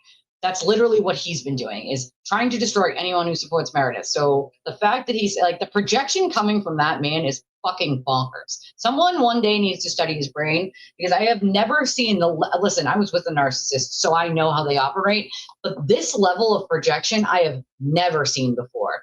This is some kooky shit. This man is forever accusing other people of the exact shit he is fucking doing. It's absolutely effing bonkers. I've never seen anything like it. I don't get it. He said there's no evidence of anything he alleged. Oh, I don't have any evidence of being SA'd as a child for multiple years, other than the other half a dozen victims that exist, sir, but it certainly fucking happened. So to suggest that SA victims now need to think about evidence as children, or no one will believe them, is fucking insane. And it's disgusting to even suggest that. People need to, as children who are victims, think about evidence. You need to retain evidence or no one's going to believe you. What? I don't like the fact that anyone would make such a ridiculous assertion to me is fucking brain dead. It's brain dead thinking. I just don't get it. I don't freaking understand. I just don't understand it. Right? He really does. And it is malignant narcissism, right? It says, this is so, I can't, he's so gross. He says no evidence of anything he alleged. We don't know his history with Ray or his motives. And most importantly, there are many aspects of his story that are inconsistent and make no sense logically. I'm sorry, since when do SA predators make sense logically at all? Since when does anything that they do make sense logically? just asking for a friend. Maybe you want to answer those questions, Aiden. He said, for instance, he claims that he has walked in on Ray doing things to multiple victims without Ray noticing him. Okay, that's happened about 1 million times in SA, where someone has seen them doing it and not said anything for decades. Some people say something on their deathbed, and some people bring it to their deaths with them and never say anything, like my dad. Okay, then he says he with once in a small shed in a backyard at his grandfather's. If Ray was doing that to a child in a shed and another child walked in when it was happening, it is not believable that Ray wouldn't notice him. Is he fucking all right, bro? Is he okay? It is absolutely believable that he wouldn't have noticed him, because you're not focused on that. You're not focused on the door over here. You're focused on here. What's happening here and what you're doing here. Okay? How many predators have been caught by someone else walking in and they never saw, never noticed? A fucking million. So the fact that he tries to claim that, like, oh, Ray wouldn't, the fact that Ray didn't notice him, first of all, how do you know Ray didn't notice him? You think the predator or the accused predator is going to tell the truth and say, oh, I saw him while I was doing this thing that you're all accusing me of that I don't want the world to know about? Yeah, I saw him. Like, what? What, bro? Fucking what? Like, what are you, what? I can't, I literally can't. I can't. Now that he is an adult and he has sighed till realized child rape is wrong, he should immediately report it to the police. Okay, first of all, go fuck yourself. Let me just say that. Let me just say, go fuck yourself. You should immediately report it to the police. Well, I'm a victim of childhood SA. I just told you guys, I'm 39. I still have not reported it to the police because there are other victims and they're not ready to talk about it. Who the fuck am I to force them to? Because I am. That's not right. I cannot in good conscience go down there decades later and force the other victims to talk to the officers about what happened to not just me, but them. Because you think I should. Go fuck yourself. Some people never talk about it. It is a deep-rooted trauma built in shame and embarrassment. Even though you were a kid, even though you were just a kid, you're not going to call the cops as a kid. You're not going to say anything.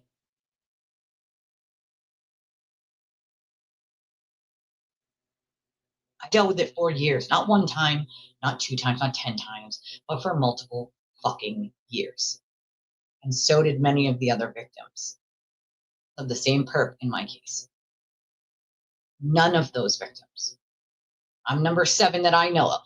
So there's 7 other people besides me. Not a single one of us have went to the police. We're all grown now. And a lot of our lives have been destroyed because of it. Who in the actual fuck is he to say that we should all run to the police right now? Now that we're adults, we should definitely want to talk about it right now. We should do that. Especially if you're not the victim yourself, but you're just someone who saw it. That's up to the victim and when they're ready to talk about it. When they're ready to deal with it. Maybe they don't want to go through a trial. Maybe they don't want to go through the pain of having to explain it to an officer 5, 10, 15, 20 years later, 30 years later, or more in other cases. Maybe they don't want to do that. Maybe they would rather just deal with it, do therapy, and move on with their lives. Maybe their perp's dead in some cases, alive in others, but you can at least warn people, right? Like, who the fuck is he to decide what anyone should do? Unless you're a goddamn victim, I suggest you shut the actual fuck up, sir. Shut the actual fuck up. I'm just disgusted with the shit that he'll say. You should immediately report it to the police. Right. Right. Just like everyone should immediately report to the police your blackmail and your threats and your illegal wiretapping, and you're calling them on the phone and screaming and yelling and demanding that they do X, Y, and Z, or else. That's the other thing. Some people actually suppress the memory or multiple memories. Like, for instance, you might remember 5 of the times that it happened to you, but as you go through therapy, more and more times might come back to you because your brain has been suppressing it for so long. I've seen instances of that in other people. That's not my story, but I've seen it in other people where they might even remember 1 or 2 times. Some people don't remember it until they get into therapy, and then they start realizing why they are the way they are, why they're holding on to so much trauma, and why, like, what triggered this to them to be with that mental health professional in that moment.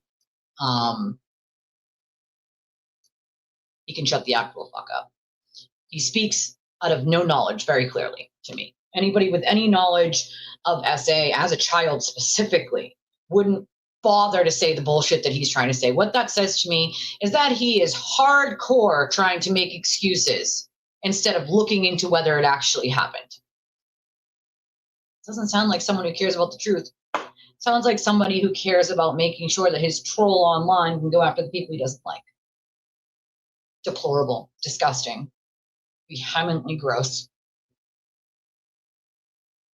That also might be very true. You know, I mean, he covers for Will, like you said, even with the shit that Will did in his past. Ew, I can't. Christina, I don't even know how you listened to that, because I probably would have smashed something. Probably if I was watching it on my phone would have been thrown out the fucking window into the snow. I can't. I cannot.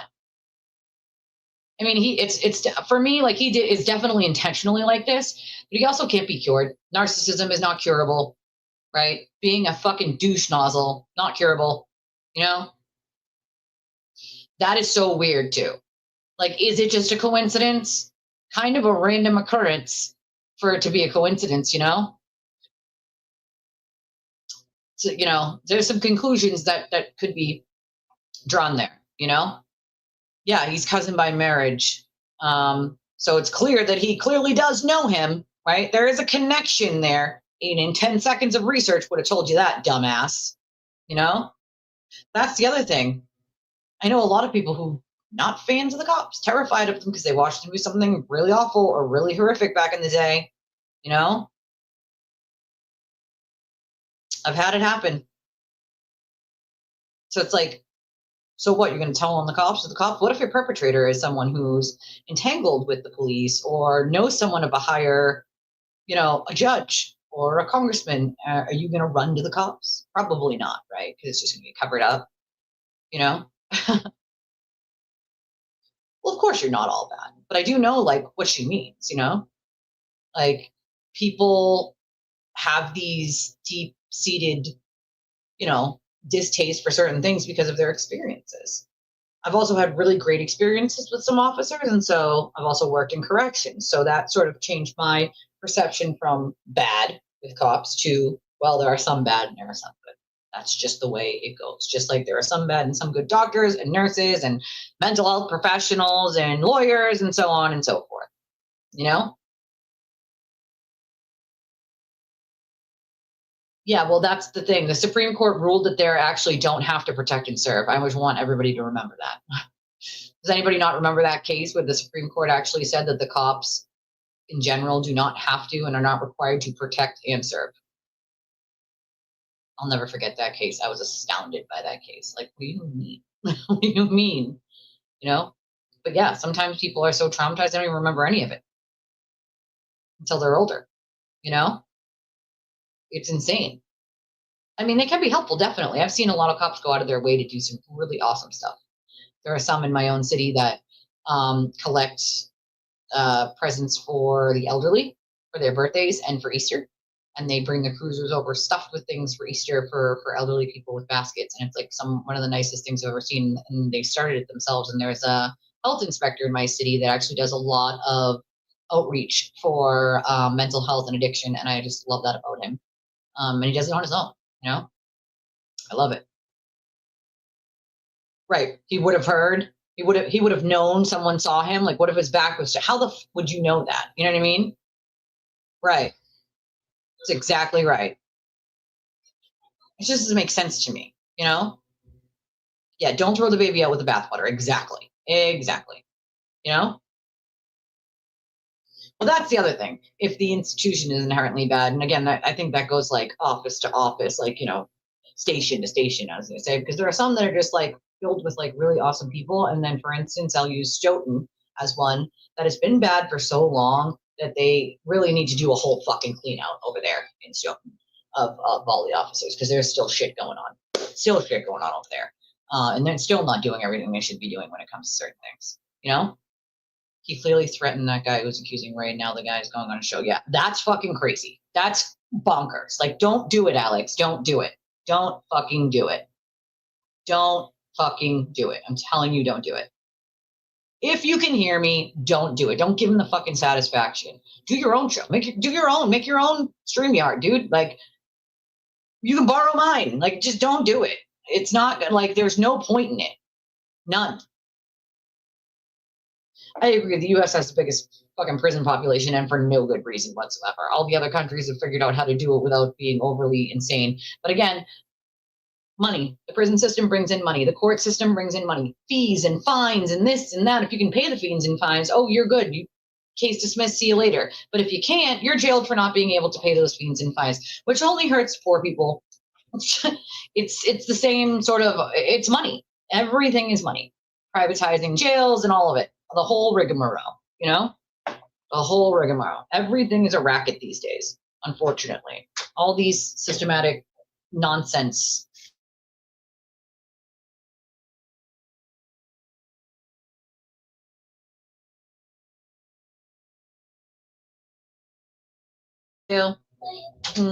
Sorry, my little just got home from school, wanted to give me a hug. JFK's on now. Is that why? JFK was on, or he is on? Was on? Hold on.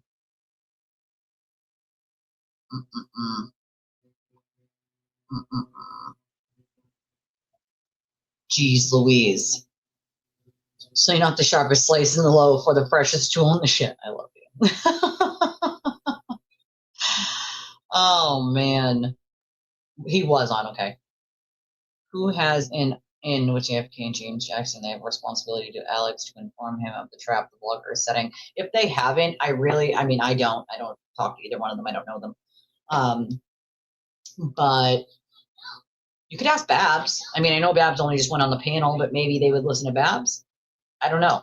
I don't really know. You know, I don't know anybody else who really knows them, you know?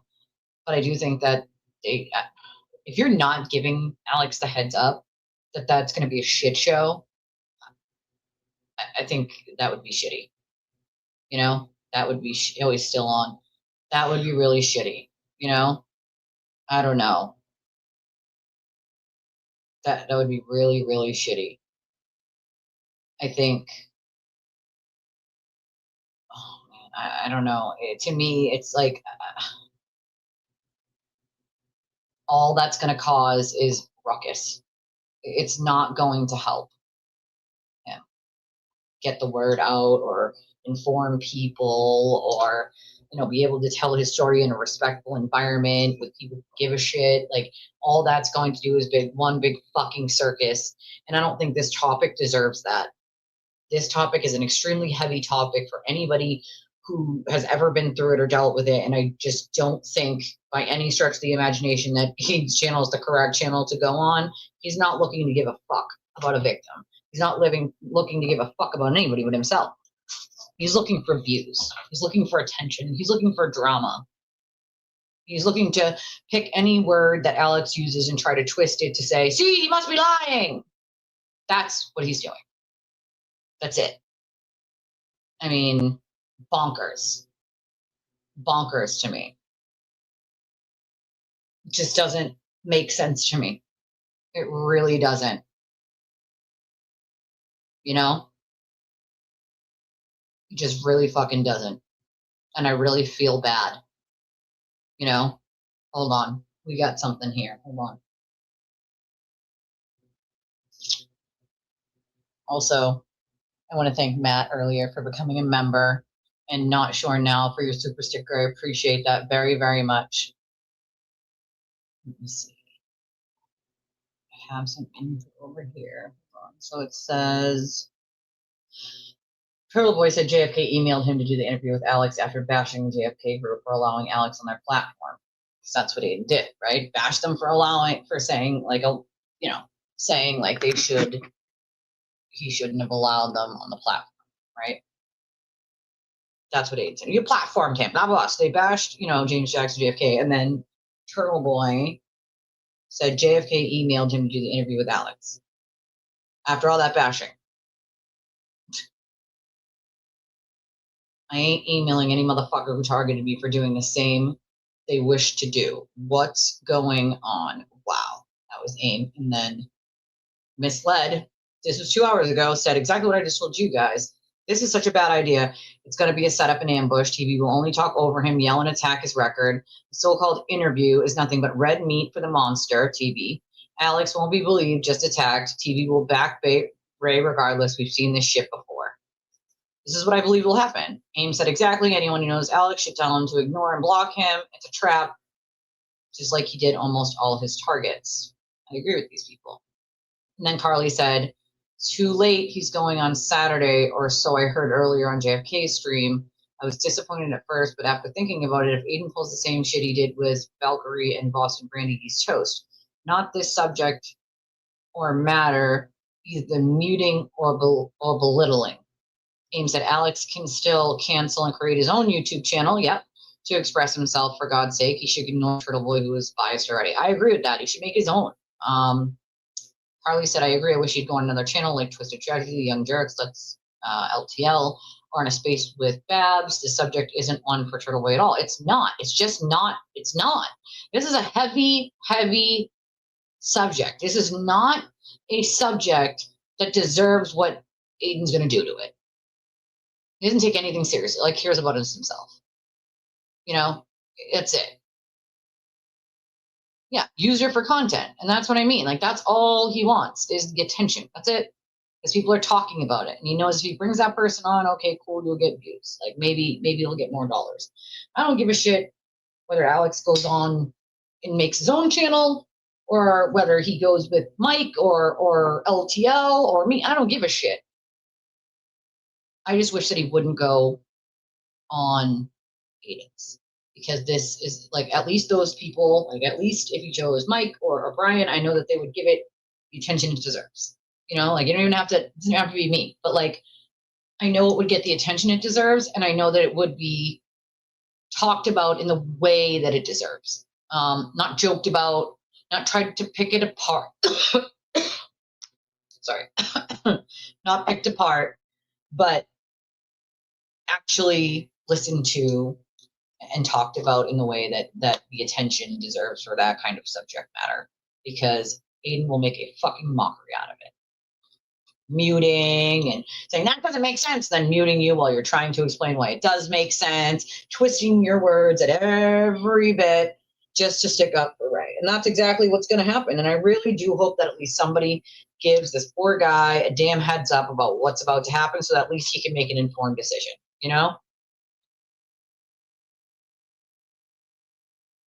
I agree. We could look at other countries and probably adopt some of their stuff, and it would make more sense, right? But we would never do that because, well, money, Yeah, about 400 before it eats itself, we're good. It's crazy. That's true. I've seen that, where I'm like, you don't even know our own history. Like, how do you not, like, what? I mean, look at Aiden. The history that he tries to, like, talk about. He used to be a history teacher, right? Like, the history he tries to talk about, I'm like, bro, did you even pay attention before you became, like, a quote teacher? The shit you're saying is wild, bro. Okay? Wild. Could be sooner than that. Shit. You never know. But there is quite a bit of talk right now about how bad this shit is, and how afraid some people are of what's going to happen when Aiden takes it on. Because let's be real here. I think it was history, I believe. It's just AIM, AIM. I think it's like at, is it at, God damn it. Can't even, damn it. I already clicked off of it, but it's like at,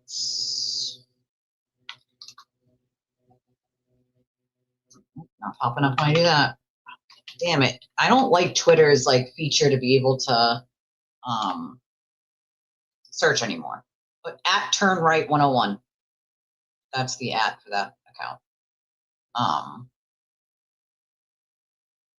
It's just there's a lot of talk going on right now about how Alex is gonna go on and Aiden's gonna make a fucking mockery of the whole thing. I'm gonna play this song that we made the other day, and we're just gonna look for something real quick while I play it.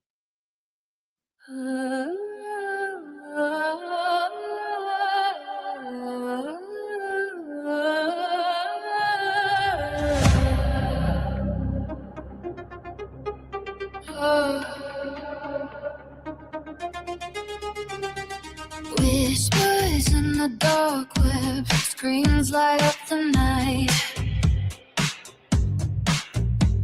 They pull you in with promises, sweet lies under feet.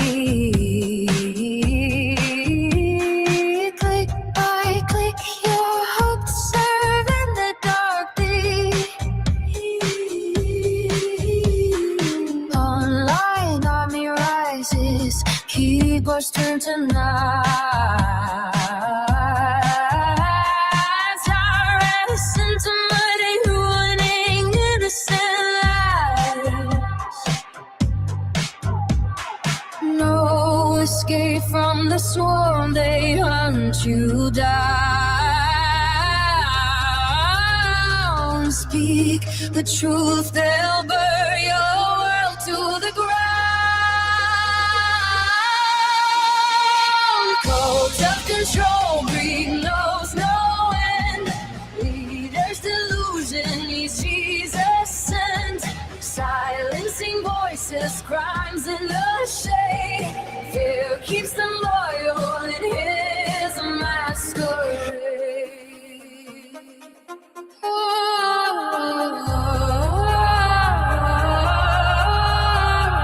Greed devours the soul, it powers their drug.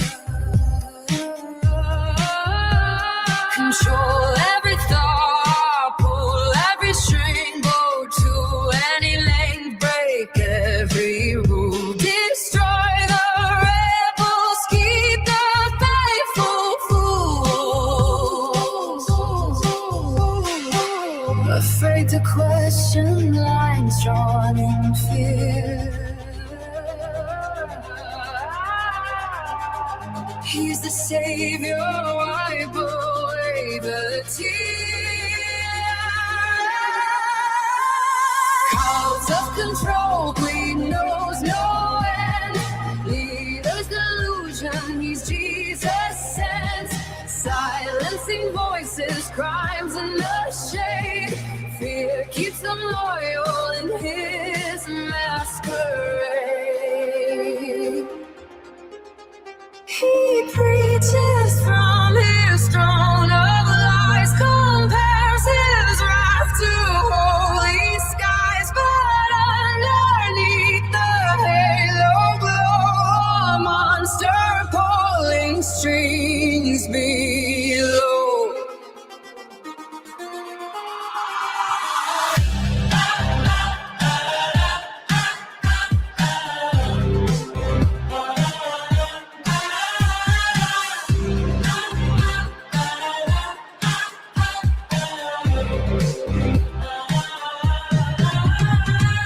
Cult of control, greed knows no end. Leader delusion, he's Jesus sent. Silencing voices, crimes in the shade. Fear keeps them loyal in his master. Screams fade to black, but the echo remains online. Go forever, breaking the chains.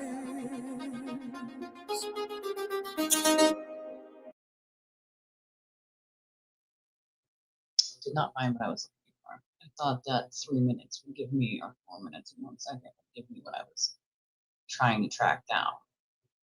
But it didn't give me what I was trying to track down, unfortunately. What the actual FNF? That's a good question. I don't know. I don't know a way to get a hold of the guy, or I'd warn him myself, to be honest with you. Yeah, A for Aiden, only 1A. That's what he seems to think. He seems to think that the First Amendment only applies to him. That's half of this problem, is that it doesn't. It does not. That's very clear, and it's not absolute. And the way that he dupes people into just believing that they're fighting for their own First Amendment is the part that really bothers me the most, because these people are giving to him in this defense fund, assuming because of his narrative that they're fighting for their own First Amendment. If they don't give, then they're not helping fight this battle, and he's being wrongfully, gone after by the government, and none of that is true. None of it is true. Not a single bit of it is true. He's not wrongfully being what the fuck? Where the hell did my goddamn screen just go? Hi, McFly? Oh. Okay then. He's not wrongfully being attacked by the government. Read the statute. Read the Massachusetts witness intimidation statute. Like, I don't get it. It was shocking to hear it at all. So yeah, if apparently you speak up and it's someone Aiden likes because he goes after people, then yeah, you should go away or be private, because then someone like Aiden might defend the indefensible. Like, who can defend that freaking kind of behavior? What the fuck, StreamYard, is happening? What is my mouse? What is going on?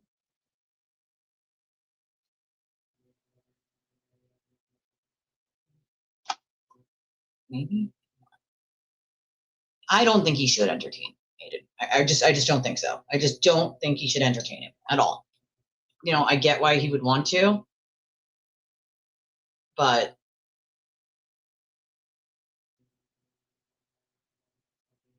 at the same time, like, I respect it's his decision to do so, and I don't know, maybe he's got something he's gonna say. I don't know. I don't know, but I tend to think that people who don't really know like what Aiden's about give him the benefit of the doubt without really realizing what they're getting themselves into. And then once they get themselves into it, it's like too late at that point. It's too late. They're in it. They're in it. And then it's like, what do they do now? What do they do at that point? I don't know. I don't fucking know. But with that pondering question, it is 4:02, and I shall leave you all to figure it out on your own and make your own decision about what you think should happen. I'm definitely going to reach out to a few people and see if anybody might be able to directly connect with him and just at least give him a heads up. Tell him that he should, a suggestion of making his own stream, or even you can do it on Facebook. You can make a Spaces. There's multiple ways to do it. I mean, the free ways would be do a Spaces or go live on Facebook. I guess, or borrow someone's StreamYard and stream it to their channel on your own.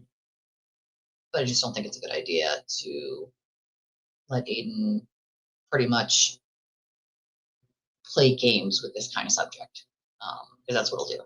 It'll be about him and not about the victims that I feel like looks like Alex has been trying to speak out for a while now.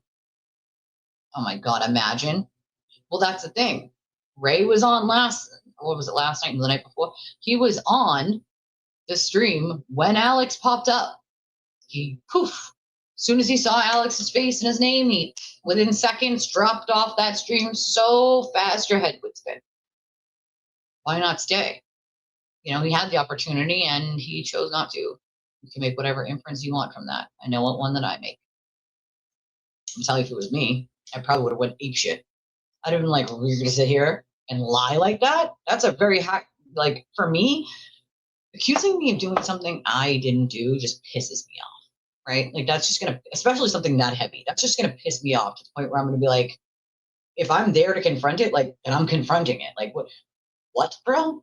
You're saying this, and this. That is no truth to it whatsoever, and you're just totally okay with saying it. Make that make sense. If that was me, that's what I would have done. But I can't expect that everybody's going to do the same thing I'm going to do. Obviously, everybody deals with things differently, but I just can't see in any scenario where someone would immediately skedaddle. Yeah. Also, the cease and desist that was sent, specifically in it says, like, you can't call him a pedo when that person has never said that about him. So it's a really specific thing to put in a cease and desist, especially from someone who never said that about him. Weird. Foreshadowing? I don't know. Aiden isn't going to solve anything to make everything worse. Everything he touches turns to shit. That's a fact. You know? Right? But I shall leave all of you with pondering your own thoughts on it. And I am going to attempt to pop up on a Spaces tonight. We'll see if I can make it before I fall asleep, but I'm going to attempt it at least. At the very least, I'm going to attempt to pop up on a Spaces. But if you guys do me a favor on your way out, hit the like button. I appreciate that. Share. Maybe let people know we're here and maybe they want to join the channel and the community, and I'd be happy to have them. And then if you'd like to donate to the channel, there are many different ways you can do so. In the description of this video here on YouTube are all the options to donate to the channel. So even if we're not live anymore, you can still donate, and then I read it on the next one, which will be tomorrow in the morning. And so there are many different ways that you can donate to the channel. We have Cash App, Venmo, PayPal. There are other options like Revolut for those of you who are out of country, or PayPal for those of you who are out of country, Chime. There's an Amazon wish list. There's many different options, and then we have the link. The link is at the top of the chat, pinned to the top here, and you can use that for any credit or debit card to donate to the channel. You can remain anonymous on any of these, all of these. I love your stinking faces. I appreciate any and all support I get from y'all, because we don't rely on anyone else. We don't rely on other channels having our back. We don't rely on other creators bringing us up or growing our channels. We rely on ourselves and our own community of wonderful, amazing people like you. So I will see y'all in the morning, and maybe some of you on Spaces. Everybody have an amazing day.